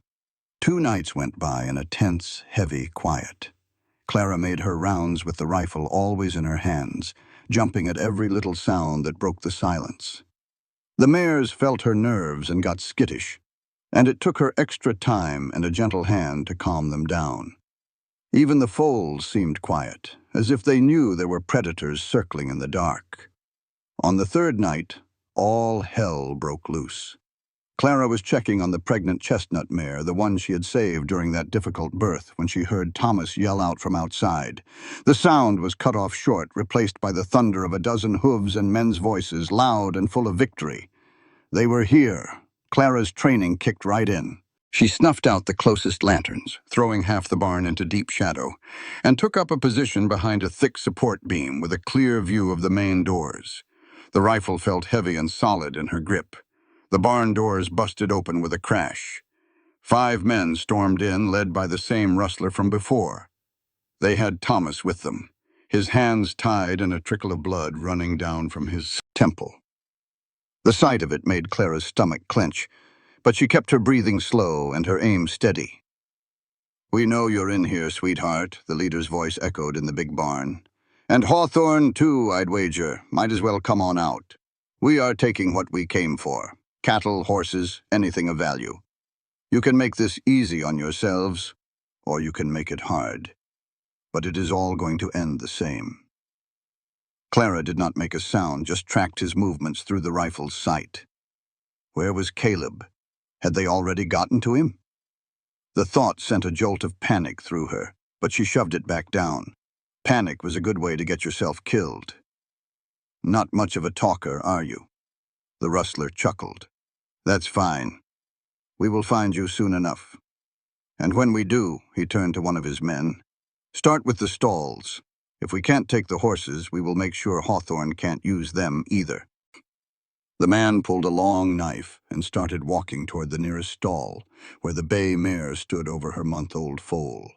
Clara saw what he meant to do, and a pure, white-hot rage burned away all her fear. She stepped out from behind the beam, the rifle leveled. "You touch that horse and you are a dead man." The rustlers all spun around to face her. The leader's face broke into a nasty grin. "Well, look what we have here, the little lady with a bite. You know, I have been thinking about you, wondering if you actually had the nerve to pull that trigger. Try me and see." "Oh, I plan to, but first," he motioned, and 2 of his men grabbed Thomas, one of them pressing a knife right up against the deputy's throat. "Here is how this is going to go. You drop that rifle, or the lawman gets it. It is your choice." Clara's mind was racing. If she dropped the gun, they would kill Thomas for sure, and her and Caleb right after. But if she did not, Thomas would die because of her, and she would have to live with that. "Don't!" Thomas choked out, past the arm across his neck. "Don't give them." The man holding him squeezed tighter, cutting him off. "Drop it, Now! Clara's finger was tight on the trigger as she tried to figure the odds. She was a fair shot, but not good enough to take down the man holding Thomas before he could cut the boy's throat. She needed a distraction. She needed something to change the game. And just like an answer to a prayer she had not even known she'd made, the back entrance of the barn exploded inward. Caleb burst through the opening in a controlled rush, his own rifle already up and firing. The shot took the first. The rustler had Thomas by the shoulder and spun him hard. As Thomas hit the ground and rolled, Clara raised her rifle without a second thought. She fired a single shot. The bullet struck the leader square in the chest, right where she had aimed. He dropped like a stone, a look of pure shock on his face. All around him, his men scrambled for their guns, for cover, for anything to save themselves from the two rifles now pointed their way. "The next man who even twitches is dead," Caleb's voice cut through the noise, steady as a rock. "Drop your guns. Get on the ground, now!" The rustlers froze. Their leader was on the floor, gasping for his last breath as blood pooled beneath him. The odds had changed in a heartbeat. It was no longer 5 against 2. Now it was 4 against 2, with their boss dying and both Clara and Caleb looking ready to finish the job. One of the men let his pistol fall. Then another followed. In just a few seconds, all 4 of them were face down in the straw with their hands out where they could be seen, the fight completely gone from them. Thomas got back on his feet and grabbed his own gun from where the rustlers had thrown it. "I am going to get the sheriff." "Bring the doctor too," Clara said softly, glancing at the dying man. "But I doubt it will do him any good." After Thomas had gone, Clara and Caleb kept watch over the captured men in silence. The leader had stopped breathing, his eyes staring blankly at the barn ceiling. Clara had now killed 2 men. Both times she had acted to defend herself, and both times it was justified. But that knowledge felt like a pile of heavy stones in her chest. She had taken a life tonight, ended a man's story with one pull of the trigger. The fact that he was a bad man, that he would have killed Thomas and then probably her and Caleb, did not change the simple, awful truth. She had looked down the barrel of a rifle and chosen to end a man's life. "Clara," Caleb's voice was gentle, "you did what you had to." "I know," she said. "That does not make it any easier." "No." She looked at him, this man who knew all about hard choices. "Does it ever get easier?" "I do not know," he answered. "I truly hope not." He stepped a little closer, giving her space but letting her feel his presence. A bit of warmth against the cold feeling inside her. If taking a life ever gets easy, even when it is necessary, then we have lost a part of ourselves. They waited like that until the sheriff showed up with 4 deputies and the doctor. What came next was a blur of activity. They gave their statements, the bodies were taken away, and the rustlers were led off in chains. The sun was just starting to come up when the last of the officials finally left, clearing out the last signs of the night's violence. Clara stood just outside the barn, watching the dawn spread gold and pink colors across the snow. Her hands were steady again, but she felt empty inside, worn down to nothing but exhaustion and the deep certainty that she had crossed a line she could never go back over. Caleb found her standing there, holding 2 cups of coffee. He handed one to her without a word, and they stood side by side watching the sun rise. "The sheriff says they will hang," he said after a while. "Those other rustlers have warrants in 3 different territories. They are wanted for murder and robbery.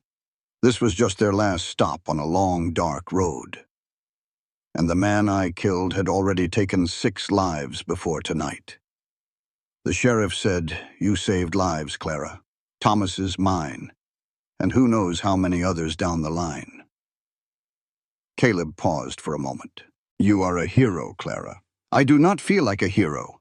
I feel like someone who just keeps having to kill people to stay alive." "Maybe that is what a hero is," he said. "Just a person who does the hard, necessary things so that other people do not have to." Clara thought about that, turning his words over in her mind. She had never once thought of herself as a hero. Surviving was not heroic, it was just doing whatever it took to see the next sunrise. But maybe Caleb had a point. Maybe there was some bravery in standing your ground when every part of you was screaming to run away. "I need to tell you something," she said all of a sudden.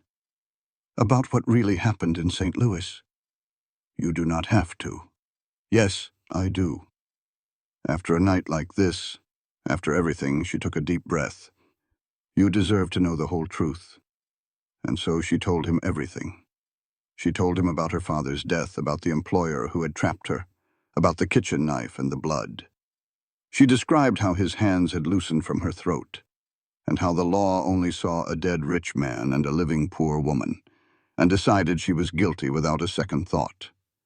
She told him about running west with a new name, and the constant fear of being discovered.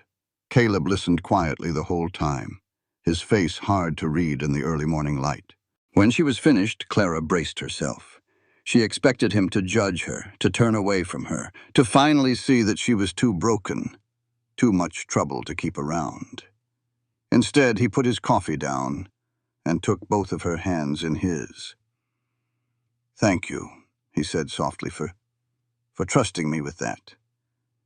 And just so you know, that man got exactly what he had coming to him. You did not do anything wrong. The law does not see things that way. Well then, the law is wrong. His hand held hers a little tighter. "Clara, you look at me." She lifted her head, meeting his gray eyes, which had known their own measure of sorrow and loss. The bad things that were done to you and what you did to stop them do not define who you are. What defines you is what you do now, today, with the life you have made for yourself.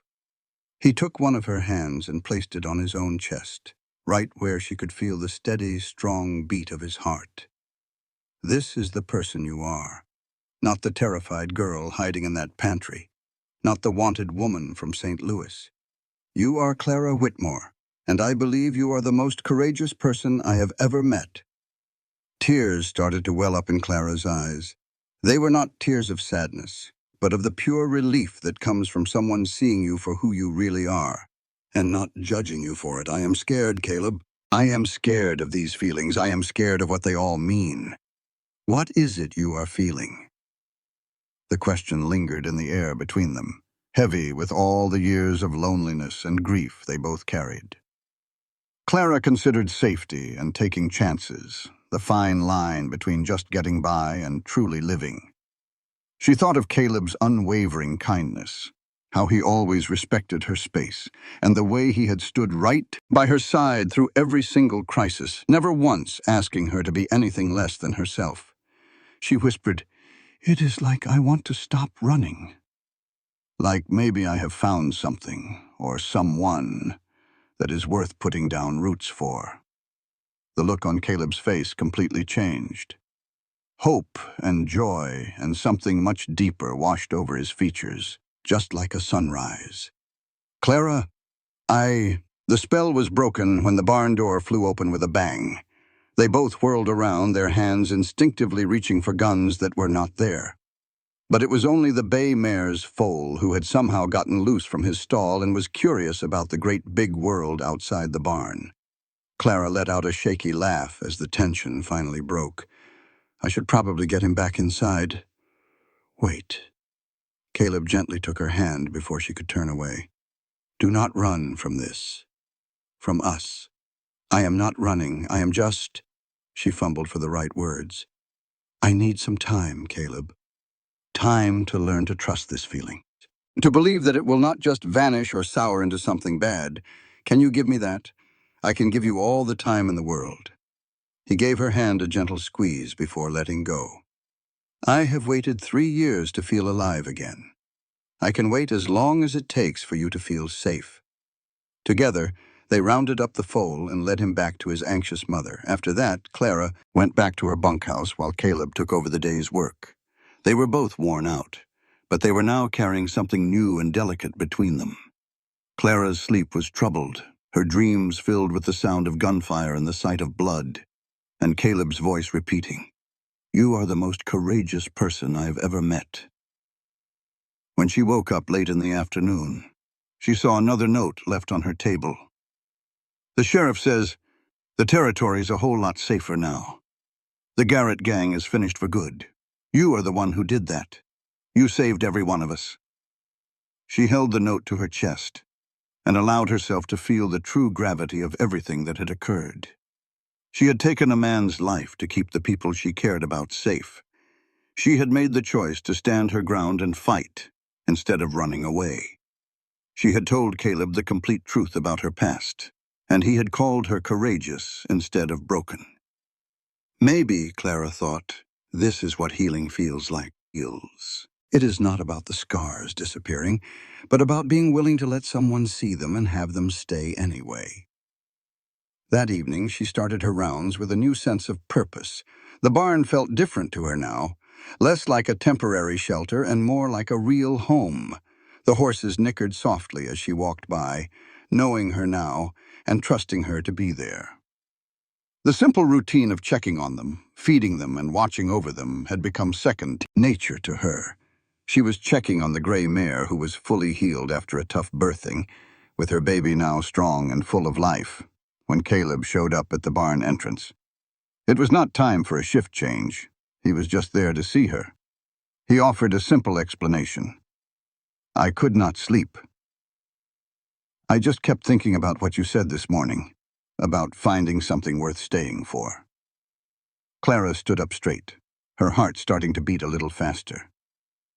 "And I needed you to know that you are not the only one who feels that way."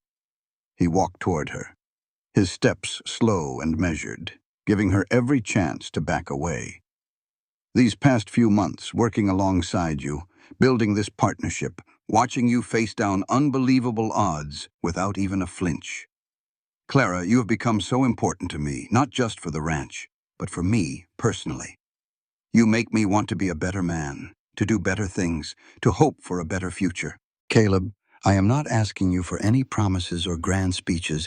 I know you need time. You need to learn how to trust this." He stopped just an arm's length from her, close enough for Clara to see the truth in his eyes. "I just need you to know that whenever you are ready, if you ever feel ready, I am right here, and I am not going anywhere." Clara looked at this man who had offered her a safe place, a partnership, and endless patience. She thought about the life she was starting to build here, about how fear had controlled her for so long, and how tired she was of running away from any chance at happiness. She heard herself say, "What if I am ready now?" Caleb's eyes widened with surprise. Now, not for everything, not all at once. Clara took a step, closing the space between them. But for this, for giving this a try, for believing that maybe, just maybe, I have found someone who sees me for exactly who I am and does not want me to change a single thing. Clara. Her name was like a quiet prayer on his lips. "Can I, may I?" "Yes," she whispered. He reached for her slowly, his hands framing her face with a tenderness that made her throat feel tight. His thumbs gently brushed over her cheekbones, as if learning her face, giving her every second to say no, to pull back, to have a change of heart. She did not move. When he finally kissed her, it was soft and careful, full of gentle questions instead of demands. Clara felt something inside her chest crack wide open. It was not breaking, but blooming, like a frozen river thawing in the spring. She kissed him back, her hands balling up in the fabric of his shirt. And for the first time in so many years, she let herself feel something without being afraid. When they finally pulled apart, both of them breathing heavily, Caleb rested his forehead against hers. "I have wanted to do that since the night you saved the gray mare. That was months ago. I know, but you were not ready then, and I would have waited for years if that is what it took." Clara laughed, a little unsteady. "I think I am tired of waiting. I am tired of being scared of good things just because bad things happened in the past. Then do not wait anymore. Do not be afraid." He pulled back just enough to look her in the eyes. "I cannot promise that nothing bad will ever happen again. But I can promise that I will stand right beside you through whatever comes our way. A partnership, remember? That is what we built. That is what we are. Partners, Clara agreed. And maybe a little something more. Definitely something more. They stood there together in the warmth of the barn, with the sounds of horses breathing and straw rustling all around them, and Clara felt the very last pieces of her emotional armor crack and fall away. She was still Clara Brennan deep down, still carrying her scars and her secrets. But she was also Clara Whitmore, the woman who found her courage in the middle of the night, built a home out of darkness, and decided that love was... It turned out to be worth the risk. On the other side of the walls, the March night was cold and sharp, with the stars spread out across the sky like they had been forever. But inside Hawthorne Ridge, two souls who had come together out of pure desperation were finding out they were staying because they wanted to. And that single choice, Clara knew, was the real difference between just getting by and truly being alive. She had been running from what was behind her for so long that she never even thought about building something ahead. But standing right there in Caleb's arms, with the steady beat of his heart against her cheek, she finally understood. The future did not have to be perfect. It just had to be faced with courage. That kiss had changed everything, and at the same time it had changed nothing at all. Clara still worked through the night. She still checked on the mares with a careful, practiced hand. And she still kept that rifle close by, more out of habit now than real need. Caleb still ran the ranch from sunup to sundown, still left her notes between their shifts, and still worked himself down to the bone, trying to raise something good from the ashes of all he had lost. But now, the few words they shared at dawn and dusk were filled with small touches, his hand resting on her shoulder, her fingers brushing against his, and his notes held a new kind of warmth. He wrote things like, "Missed you today. The barn just feels empty when you are not in it." Spring took its sweet time coming to Colorado that year. March bled into April with a mix of freezing nights and warm afternoons. The mares kept on birthing. They had 10 healthy foals now, and every single one was a sign of income, a piece of hope, and proof that their big risk of expanding the horse business was paying off. Word started to get around the territory about Hawthorne Ridge's knack for handling tough pregnancies. Soon, other ranchers were bringing their problem mares to Clara, and they paid good money for her steady hands and Caleb's clean facilities. The ranch that had been on its last leg when Clara showed up in the dead of a November night was now coming back to life. The account books were finally showing black ink instead of red. All the fences stood tall and solid. The barn and the house shined with new paint they had put on during the warmer days. And the two people who were both broken when they first met were now slowly and carefully putting each other back together. But healing is never a straight line, and trust is a slow-growing thing, even when you mean well. Clara learned that lesson one evening in late April when Caleb walked into the barn way earlier than usual, his face set hard with an emotion he was trying to hold back. She was in the middle of checking the last mare, a sweet-natured horse from a neighbor's spread, but she heard his boots on the floor and knew right away that something was terribly wrong. "What is it?" she asked, putting her things down. Caleb just stood there in the barn doorway, a dark shape against the fading light. "A letter arrived from the territorial marshal today. They are looking for information on a woman named Clara Brennan, who is wanted for murder back in St. Louis." His voice was flat, trying to show nothing, but Clara could hear the strain underneath it all. "They are asking every ranch in this territory if they have seen or hired a woman that matches her description." The blood in Clara's veins turned to ice. "What did you tell them?" she whispered. "Nothing yet." He took a step closer, and Clara could see the fight happening in his eyes. "Clara, I need you to tell me the truth. Is there anything at all about that night in St. Louis that you did not tell me? Anything that might change what really happened?" That question felt like a physical blow. After all of this, after she had told him her deepest secret, after he had called her brave, after they had built this delicate thing between them, he was doubting her now. "You think I lied to you?" she said, her voice hollow. "I think you told me your side of the story. I just need to know if there is another side to it." My side. The words cut deep. As if there are two ways to look at a man trying to force himself on a woman. A hot, righteous anger surged through Clara. He attacked me. I fought back to save myself. That is not a side of the story. That is the plain truth of what happened. I believe you. I swear I do. Caleb held his hands up as if to calm a spooked horse. But the law does not always see things so clearly, and they are asking questions. If I am going to protect you, I need to know every last detail. Protect me? Clara's voice started to rise. I do not need your protection, Caleb. I need your trust. I need you to believe what I said without wondering if I am holding something back. That is not fair. I'm just trying to help by asking if there is another version of the night I was almost killed.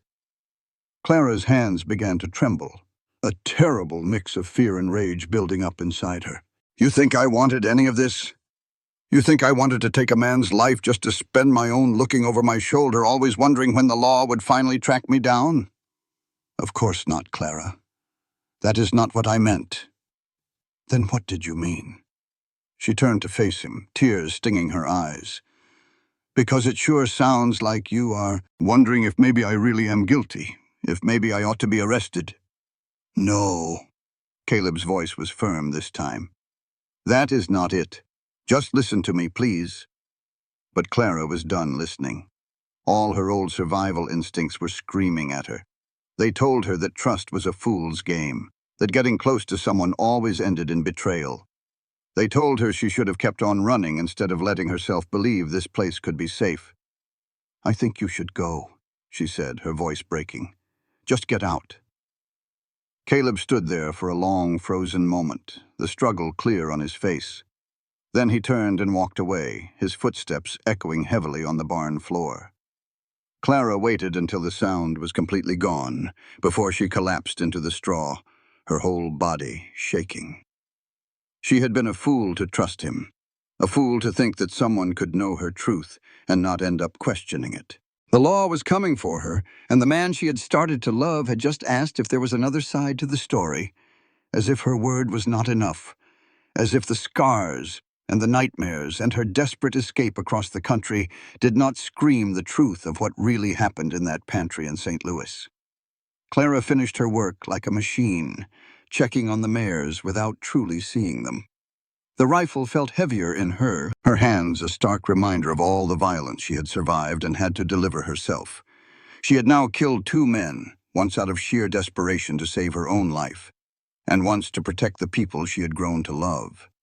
Maybe that meant she was exactly what the law thought she was: dangerous, guilty, and deserving to be judged. The sun came up too slowly, and then all too quickly.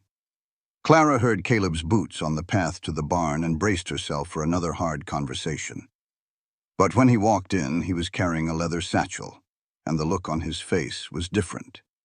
It was settled, not torn. I'm not here to argue with you, he said before Clara could even get a word out. I am here to say I am sorry, and to give you this. He placed the satchel on a bale of hay and unbuckled it. Inside there were papers, official-looking documents with seals and signatures all over them. Clara recognized a few of them. Affidavits, witness statements, medical reports. What is all this? She asked, her voice full of weariness. It is the truth about what happened back in St. Louis. The whole truth, not just the parts you told me. Caleb pulled out one of the medical reports. After you left last night, I could not get any sleep. So I sent out telegrams to a private investigator in St. Louis, to some lawyers I know, to anyone I could think of who might have information about your case. Clara's heart began to pound in her chest. Why would you do that? Because you were right. You told me your truth, and I should have trusted you completely without a single doubt. But I let you down. He looked directly into her eyes. So I decided to get proof, not for my own sake, but for the law. Hard evidence that would show anyone who came around looking exactly the kind of man Thomas Ashworth really was, and exactly what he did to you. Clara took the medical report with hands that would not stop shaking. It described injuries that matched an attempted strangulation and a violent assault, all examined by a doctor on the night it happened.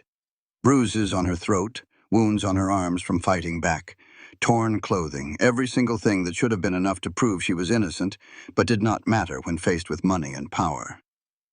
"There is more," Caleb said in a quiet voice. "Statements from other women who worked in that house. 5 of them, Clara. 5 women who finally came forward after you were gone, saying Ashworth had done the very same thing to them, and for some, it was even worse than what he did to you." Clara felt her knees start to give way. She had not been alone. She had never been alone. There were others, other victims, who had been too terrified to say a word until someone else had finally fought back. "The investigator also found the doctor who looked at you that night," Caleb went on. "He is willing to testify that your injuries match your story. And there is a lawyer in St. Louis, a woman, who's been trying to find you. She wants to reopen your case, argue that it was self-defense, and get all the charges dropped." "Why?" Clara whispered. "Why would she ever do that?" "Because she believes you. And because she is sick and tired of watching wealthy men ruin women's lives and get away with it." Caleb moved a step closer. "Clara, with all this evidence, we can clear your name for good. You could finally stop running. You could stop looking over your shoulder. You could be free." "Free?" The word felt strange, like it belonged to someone else. It felt impossible. Clara had been running for so long she could not even remember what freedom was supposed to feel like. "I cannot afford to hire a lawyer," she said in a small voice. "You do not have to." "She is taking the case pro bono, which means without any payment. She said that for her, this is personal." Caleb paused for a moment. "And I am ready to testify too. I will tell them about the woman I know. The one who is brave and skilled and who fights to protect others. The one who deserves justice, not to be hunted down." Clara stared down at the papers scattered across the hay bale. It was proof of her story, evidence of other women he had hurt, and a sign that the law that failed her might finally be made right. Then she looked at Caleb, this man who had spent his whole night gathering proof. He had not done it because he doubted her. He had done it because he wanted to give her a freedom she never thought she could have. "You did all of this in one night?" she asked, her voice full of wonder. "I should have done it months ago. I should have trusted you completely without needing any proof." His voice was heavy with regret. "You told me the truth, and I questioned you. I made you feel all alone again. And I'm sorry. I'm so terribly sorry, Clara." The anger she had felt the night before just melted away, replaced by something much softer. Clara understood then that Caleb had not been doubting her at all. He had been trying to protect her in the only way he knew how, by getting ready for the fight against the law that was hunting her. It was a clumsy plan, and it had hurt her feelings. But he had done it out of love, not betrayal. "You are an idiot," she said, but her voice was soft and forgiving. "I know. You could have just told me you were trying to help. You could have explained what you were doing instead of asking if there was another version of the story." "I know that too." Caleb took a step closer to her. "I panicked. When I saw that letter, all I could think about was them taking you away from me. I imagined them arresting you, putting you on trial, maybe even—" He could not bring himself to finish the thought. "So I asked all the wrong questions in the worst possible way, and I hurt you. I am sorry." Clara put the papers down and walked toward him. "I am sorry, too. I should not have shut you out. I should have asked you what you meant instead of thinking the worst." "You had every reason to think the worst," he said. "I gave you every reason." He gently took her hands in his. "But I need you to know something, Clara. No matter what happens, whether we decide to fight this in court, or if we have to run, I am with you. Being partners means we stand together, especially when things get tough. You would run with me? Clara's voice was barely a whisper. You would risk everything you have built here? This ranch does not mean a thing without you, he said. You are not just my partner. You are my future. You are the person I want to build my life with, whether it is here or somewhere else entirely. His grip on her hands tightened. So yes, if we have to run, we run together. But I would much rather stay and fight. Clara thought about fighting and running. She saw the huge difference between a scared girl running for her life and a grown woman making a stand with someone by her side. She glanced at the proof laid out on the bale of hay, solid evidence that she was not a killer, that she was not alone, and that she would not be defined by what one evil man did. I want to fight, she finally said. I am so tired of running. I am tired of being scared. If I have a real chance to clear my name and be truly free. She looked right up into Caleb's eyes. I want to take that chance. Then we will take it together. He pulled her into a hug, and for the first time Clara let herself truly lean on his strength. The lawyer's name is Margaret Chen. She said she can ride out here to meet you, hear your side of the story, and start putting a case together. It could take months, maybe even longer, but she feels sure that with the evidence we have and the other women speaking up, she can get the charges thrown out. And if she cannot, well, then we will figure out what to do next.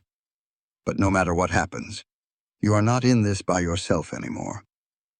Caleb leaned back just enough to look her in the face. Do you understand that? You are not that terrified girl hiding in the pantry, and you are not the desperate woman who snuck off a stagecoach in the middle of the night. You are Clara Whitmore, my partner, He stopped for a second. What are we, exactly? Even with everything going on, Clara felt a laugh start to bubble up inside her. I have no idea. What do you want us to be? Everything. The word was plain, but it was heavy with all the meaning in the world. I want sunrises and sunsets, hard work and quiet rest, arguments and making up. I want to build this ranch with you, to get old with you, still bickering over which stallion is best and how to fix a fence. I want... He had to swallow hard. I want you to be my wife, not right now. Not until your name is cleared and you can make a choice without any fear hanging over you. But one day, if you would have me. Clara's heart felt like it was too big for her own chest. Marriage was about forever, about a promise, about a kind of trust so deep it scared her half to death. But looking at Caleb, at his calloused hands and his weary eyes, and the hope that was written all over his face, she knew that being scared was not a good enough reason to say no. Ask me again, she whispered. When all this is finished, when I am a free woman, and we are not standing in a barn at sunrise smelling like hay and horses. That is not a no. It is not a no. Clara stood on her tiptoes and gave him a soft, certain kiss. It is a maybe that is leaning real hard toward yes. But I have to face this first. I need to know that I am choosing you because I am free, not because I am desperate. I can wait. Caleb smiled against her lips. I have gotten real good at waiting for you. The next few weeks were a blur of hard work and worry. Margaret Chen rode into Hawthorne Ridge on a warm afternoon in May.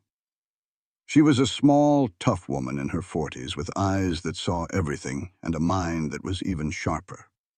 She stayed for 3 days, listening to Clara's story, writing down every detail about the attack, the escape, and everything that pushed her to run west. Clara had to tell the story again and again, and with each telling, it felt like another layer of shame was scraped away, leaving only the simple truth. Margaret never once flinched at the awful parts. She wrote it all down like a doctor taking notes, and then she laid out her plan. We will argue that you were defending yourself, which is easy enough to prove with your injuries and the 5 other women who have stepped forward. But we are going to do more than that. We are going to show the world what Thomas Ashworth truly was. He was a monster who used his money and power to hurt women and get away with it. Your case will be the thing that brings him to justice, not just for you, but for every woman he ever hurt." "Will I have to go back to St. Louis?" Clara asked, her voice trembling. "For the hearing, yes, but I will be right there with you. And we will have Caleb testifying about the good person you are." "We will have letters from the folks out here who know you. The idea is to show the judge that you are not some dangerous outlaw. You are a woman who fought for her life and then went on to build a good, honest life for herself." Margaret's face softened just a little. "You ought to be proud of what you have built here, Clara. Not many people could have started over the way you did." The hearing was set for the end of June. As the day got closer, Clara felt like she was being pulled in two directions, between hope and pure terror. What if the judge refused to believe her? What if Ashworth's powerful family could make the evidence just disappear? What if she went into that courtroom and they never let her leave? Caleb was her rock through it all, a steady presence that kept her from spiraling into a panic. They settled into a new kind of routine, working side by side in the quiet hours of dawn and dusk, talking late into the night about their hopes and fears, and building something that felt more and more real, even with all the uncertainty. One evening in early June, while they were watching a new foal wobble around the pasture, Caleb spoke in a low voice. "No matter what happens in St. Louis, I need you to know something. You have already won. You survived. You built a whole new life for yourself. You went and found folks worth standing up for. Now that's what I call a win, no matter what some judge in a black robe declares. It sure doesn't feel like a win when I'm always checking over my shoulder. Well, then we just keep on fighting until you don't have to anymore." He took her hand in his. "But listen, Clara. Even if the worst thing happens, even if the law somehow gets it all wrong, you are not the same woman who took off from St. Louis. You're tougher now. We're tougher. And whatever is coming our way, we're going to face it side by side." That train ride to St. Louis felt like a dream.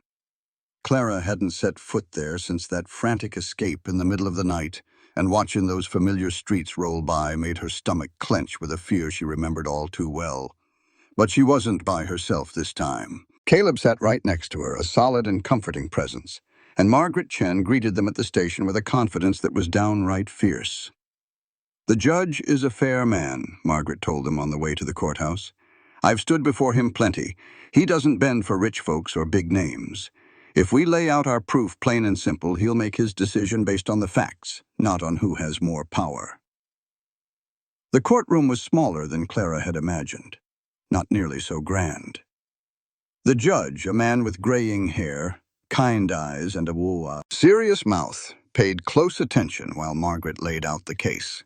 She presented the doctor's reports, the statements from the other women, and the testimony about the good character Clara had and the life she had made in Colorado. Caleb spoke with feeling about her way with horses, her bravery when the rustlers came, and how vital she was to Hawthorne Ridge. Then it was Clara's moment. She stood up before the judge and told her story one last time. She wasn't a victim looking for pity, but a survivor who was there to demand justice. She laid out Ashworth's assault in clear, steady detail. She explained why she had fought him, why she had run, and why she had been carrying the heavy burden of guilt for months when she hadn't done a single thing wrong. "I am not asking for your mercy," Clara said to finish. "I am asking for the truth to mean more than a man's influence. I protected myself from a man who was going to kill me. That is not murder. That is survival. And I will not be punished for making the choice to live." The judge thought on it for less than an hour. When he came back, his face was solemn, but there was a kindness in it. "Miss Brennan," he began, and Clara's heart nearly stopped to hear her real name said out loud. "After looking over all the evidence and hearing the testimony, this court has found that your actions on that particular night were a clear case of justifiable self-defense. The charges brought against you are therefore dismissed. On top of that, the court recognizes your courage for stepping forward and offers its apology that it took so long for justice to be served." It took a second for the words to sink in. Dismissed, free, justice. Clara felt her legs give out from under her, but Caleb was right there, his arm wrapped around her waist, holding her steady. Margaret was talking about some paperwork and official records, but Clara couldn't make out the words. All she could feel was that enormous weight finally lifting, the constant fear that had been her shadow for months just vanishing like fog in the morning sun. She was truly free. They remained in St. Louis for a couple more days to sort out the legal matters and to meet the other women who had spoken up. Clara sat and listened to their stories, which sounded so much like her own, filled with fear and shame, and that small, desperate hope that telling the truth might keep someone else from suffering. She felt a bond with them she had never anticipated. They had all survived the same devil and had found the grit to stand against him even after he was gone. On their final night there, Clara and Caleb took a walk by the river, right where she used to help her father in his stables. The old buildings looked the same, but Clara had changed. She was no longer the scared girl who had run away in the dark. She was a woman who had looked her past in the eye and had come out on top. "How's it feel?" Caleb asked her. Clara thought about it for a moment. "It's strange. It's like I was carrying something so heavy for so long I've forgotten how to stand up straight." She leaned her head on his shoulder. "But it feels good, mighty good. So what do you want to do now? We could settle down right here, start fresh where folks know you by your real name. Or we could head back to Colorado, or even find a new place altogether. The choice is all yours." Clara pictured Hawthorne Ridge, the old barn where she had helped birth foals in the dead of night, the bunkhouse that had started to feel like home, and the very land they had fought together to protect. She thought of the horses that recognized her touch, the daily rhythm they had made for themselves, the future they were building, one steady day after another. "I want to go home," she said, "to our ranch, to our life. Clara Brennan is ready to go back to being Clara Whitmore." Caleb broke into a smile. "I figured you'd want to take back your own name." Clara Brennan was a frightened girl who let fear make all her decisions. "Clara Whitmore is the woman who learned how to fight for herself." She turned to look right at him. "Besides, if I'm going to end up marrying you, I'll just become Clara Hawthorne. I might as well get used to a name I chose instead of one I was given." The look on Caleb's face completely changed. "Are you saying yes?" "I'm saying yes to us going home together. You ask me that other question the right way, and then we will see what I have to say about it." They made it back to Hawthorne Ridge in late June, pulling in at sunset, right about the time Clara would have been starting her evening chores. But now, everything seemed different, like it was brighter and more real.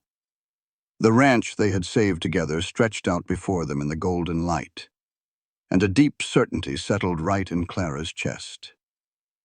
This was home. Not because it was safe, and not because it was easy, but because it was theirs. Caleb helped her down from the wagon, but he did not let go of her hand. "Clara Whitmore," he said, all serious, "would you do me the great honor of becoming my wife? There is no pressure and no rush at all. We can be engaged for a long while, give you all the time you need, to be sure, but I love you and I want to spend the rest of my life building something with you." Clara looked at this man who had offered her a safe place, a partnership, and a patient kind of love. He had fought beside her against cattle thieves, against the law, and against the difficult work of learning how to trust another person. He had shown her, with his actions instead of just words, that a promise could be kept and that safety could be real. "Yes," she said, her voice clear and strong. "No long engagement. I am done with waiting and being so careful. Yes, I will marry you." Caleb let out a whoop so loud it sent birds flying from the barn rafters. He swept Clara up into his arms and spun her around, and they were both laughing like a couple of kids. In that one moment, Clara felt something she thought she had lost for good. Pure, simple happiness. They got married in August during a harvest dance the whole community held at Hawthorne Ridge. The very same barn where Clara had spent so many nights helping mares give birth was now strung up with lanterns and filled with wildflowers. Neighbors from all over the territory came, bringing covered dishes and fiddles, and a real, honest joy for the couple who had become a local legend. The woman who stood up to rustlers, and the man who had nearly worked himself into an early grave to rebuild from his sorrow were now choosing each other in front of everyone who meant something to them. Clara wore a simple dress the color of a summer sky, not white, because she never put much stock in those old traditions. She carried a bundle of wildflowers she had picked herself that morning. Caleb was in his best suit, his hair actually combed for once, and he looked both nervous and prouder than she had ever seen him. The words they said were the old familiar ones, but they felt brand new. To love, to honor, to cherish. Those words meant something entirely different when they were spoken by two people who knew just how fragile and how fierce those things could be. Clara promised to be his partner, not to obey. Caleb promised to respect her, not to own her. Together they promised to face whatever life threw at them with honesty and courage, knowing that strength was something you built together, not something you were born with. When they kissed, sealing their vows in front of their friends and neighbors, Clara felt the last of her old defenses just melt away. She was Clara Hawthorne now, a wife and a partner and a survivor who had become so much more. She was a woman who had learned that being free was not about being alone, but about having the right to choose who you stood beside. The party went on late into the night, filled with music and laughter, drifting out over the ranch, while the stars turned in their ancient paths way up high. Clara and Caleb made their way through their guests, thanking everyone, but their eyes kept locking across the crowded barn. They were drawn to each other, certain it was home. Much later, after the last of the guests had gone, and the lanterns were all put out, they stood together in the barn, checking on the mares one last time. It had turned into their little ritual, this quiet time at the close of every day, sharing the work that first brought them together.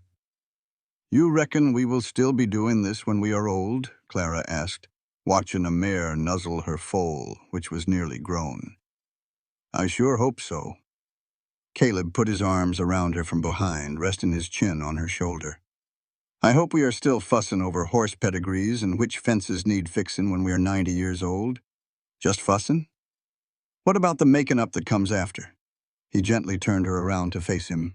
"I love you, Clara. Thank you for taking the gamble on that midnight job notice. Thank you for staying put when it would have been a whole lot easier to run. Thank you for choosing this life right here with me. No, thank you for seeing me when I felt invisible, for believing me when I told the truth, and for making a home feel possible again." Clara kissed him gently. "I love you too." The years rolled by, marked by the changing seasons, the birth of new foals, and the quiet comfort of a life shared together. The ranch did better than they ever dreamed. Their reputation for saving difficult pregnancies spread all across the territory, and even further. They bought more land, hired on more help, and built a life that had a good balance of hard work and peaceful rest, and the simple joy of watching things grow with care. Their children, 2 girls and a boy, grew up understanding horses and responsibility. They learned their mother's skill with a difficult birth, and their father's steady patience with a stubborn colt. But more than that, they learned about real courage from 2 parents who had faced down impossible odds and decided to fight instead of giving up. Clara taught them that being strong did not mean you were never afraid. It meant you chose to act anyway. She taught them that sometimes you have to make hard choices to survive, but those choices do not have to decide who you become later. And she taught them that trust is earned slowly and protected fiercely, but once you give it, it can change your whole world. Caleb taught them that sorrow never really goes away. You could respect your past without being chained to it. A true partnership meant you stood shoulder to shoulder, especially when the ground got rocky. A home was not made with some grand display, but with the small, steady work you put in every single day. They taught their children that folks are complicated critters, able to cause great hurt, but also to offer great healing. They learned that justice was important, but it often took its sweet time. They understood that love took a whole lot of work, a heap of patience, and a willingness to forgive when a person truly earned it. On their 10th anniversary, Claire and Caleb stood by that same fence post, where she once stared down cattle thieves. They watched their children gallop across the piece of country they nearly lost for good. The setting sun was spilling gold and honey all over the hills, and Clara felt the true measure of the long road they had walked from that first meeting in the Copper Bells saloon. "Ever have second thoughts?" Caleb asked quietly. "About coming here, about staying to build all this?" Clara pictured the scared girl who had stepped down from that stagecoach, desperate and running from a past she could not outrun. She looked at the woman she was now, strong and settled, with family and a real purpose. She thought about all the tough times in between, the hard childbirths, the attacks from rustlers, the fight in the courthouse, and the slow, steady way they had built trust and love. "Not for one blessed second," she said. "This life, the one we made, is the home I never knew my heart was looking for. And you are the man I never knew I needed." "I put that notice up because I was sinking fast," Caleb confessed, his voice low. "I was at the point where I had to ask for help or let my stubborn pride be the death of me. I thought I was just hiring a hand for the night shift. Instead, I found my salvation." "We pulled each other from the water," Clara corrected gently. "That is what partners do." As the last light bled from the sky over Hawthorne Ridge, lamps started to glow in the windows like little friendly stars pushing back the dark. The sound of their children's laughter drifted up from the barn where they were bedding down the horses. Out in the pasture, a mare nickered softly to her foal. Clara and Caleb walked toward their house. It was the same house that had been a dark, quiet shell when she first arrived, but now it was a place bustling with life and noise and the wonderful mess of a family. She thought about arriving in the dead of night and the crooked trails life makes you walk to get you right where you belong. She had come to Hawthorne Ridge only trying to survive, looking for a job to keep a roof over her head until she could plan her next move. But instead, she found a reason to live, a true partner, and a love that set her free instead of caging her in. She had learned that strength was not about being a lone wolf. It was knowing when to lean on your partner. She learned that relying on someone did not make you weak, not when you both chose to hold each other up. More than anything, she found out that the bravest move is not always charging ahead. Sometimes it is just holding your ground and letting the good things in life find their way to you. The road to being your own person, Clara knew now, did not always mean you had to walk it by yourself. Sometimes it meant finding a man who understood that a real partnership makes each person stronger instead of weaker. It meant finding someone who saw every scar and hardship and loved you even more for the whole story. As they got to the porch, Caleb pulled Clara into his arms one more time. "Thank you," he whispered into her hair, "for seeing that ad, for not leaving, for making this life with me." Clara smiled against the solid feel of his chest, listening to his heartbeat, steady and sure. "Thank you for putting it out in the middle of the night, for knowing that some of us find our way better when the sun is down. You showed me that even when it is pitch black, a single match can light up the whole world." They stood there for a moment, as night finally laid its quiet blanket over the whole ranch. They had started out as two separate souls backed into a corner, but they chose to build a future together out in the open. They were living proof that the best ranches are not built on perfect land, but by folks with the grit to keep working the soil, no matter how rocky it gets. Inside their warm home, their children were waiting. Outside, in the cool air, the horses they had protected together were settling in for the night. And right there on the porch, between the day's hard work and the night's good rest, between the past and the future, Clara and Caleb stood firm. They knew that whatever the morning brought, they would face it just like they had faced everything before. Shoulder to shoulder, partners in all the ways that count, finally home in the life they had worked so hard for. That first knock on the door in the dead of night had turned into a whole lifetime of staying. And that, Clara thought as Caleb opened the door and warm light spilled out to welcome them, was the finest gift of all. It was not about being rescued, but about the simple, powerful choice to plant roots instead of always looking over your shoulder. It was about turning the need to just get by into the feeling of truly belonging somewhere. And it was all the proof they needed That even when you start with nothing in the deep of night, you can build a life that is as bright and lasting and true as the Texas sun. This content was carefully researched, developed, and manually edited by our team to deliver meaningful stories with valuable life lessons. Every narrative is crafted to entertain, inspire, and empower our audience. We believe that great stories can change lives, and we are committed to bringing you content that matters. Thank you for being part of our community.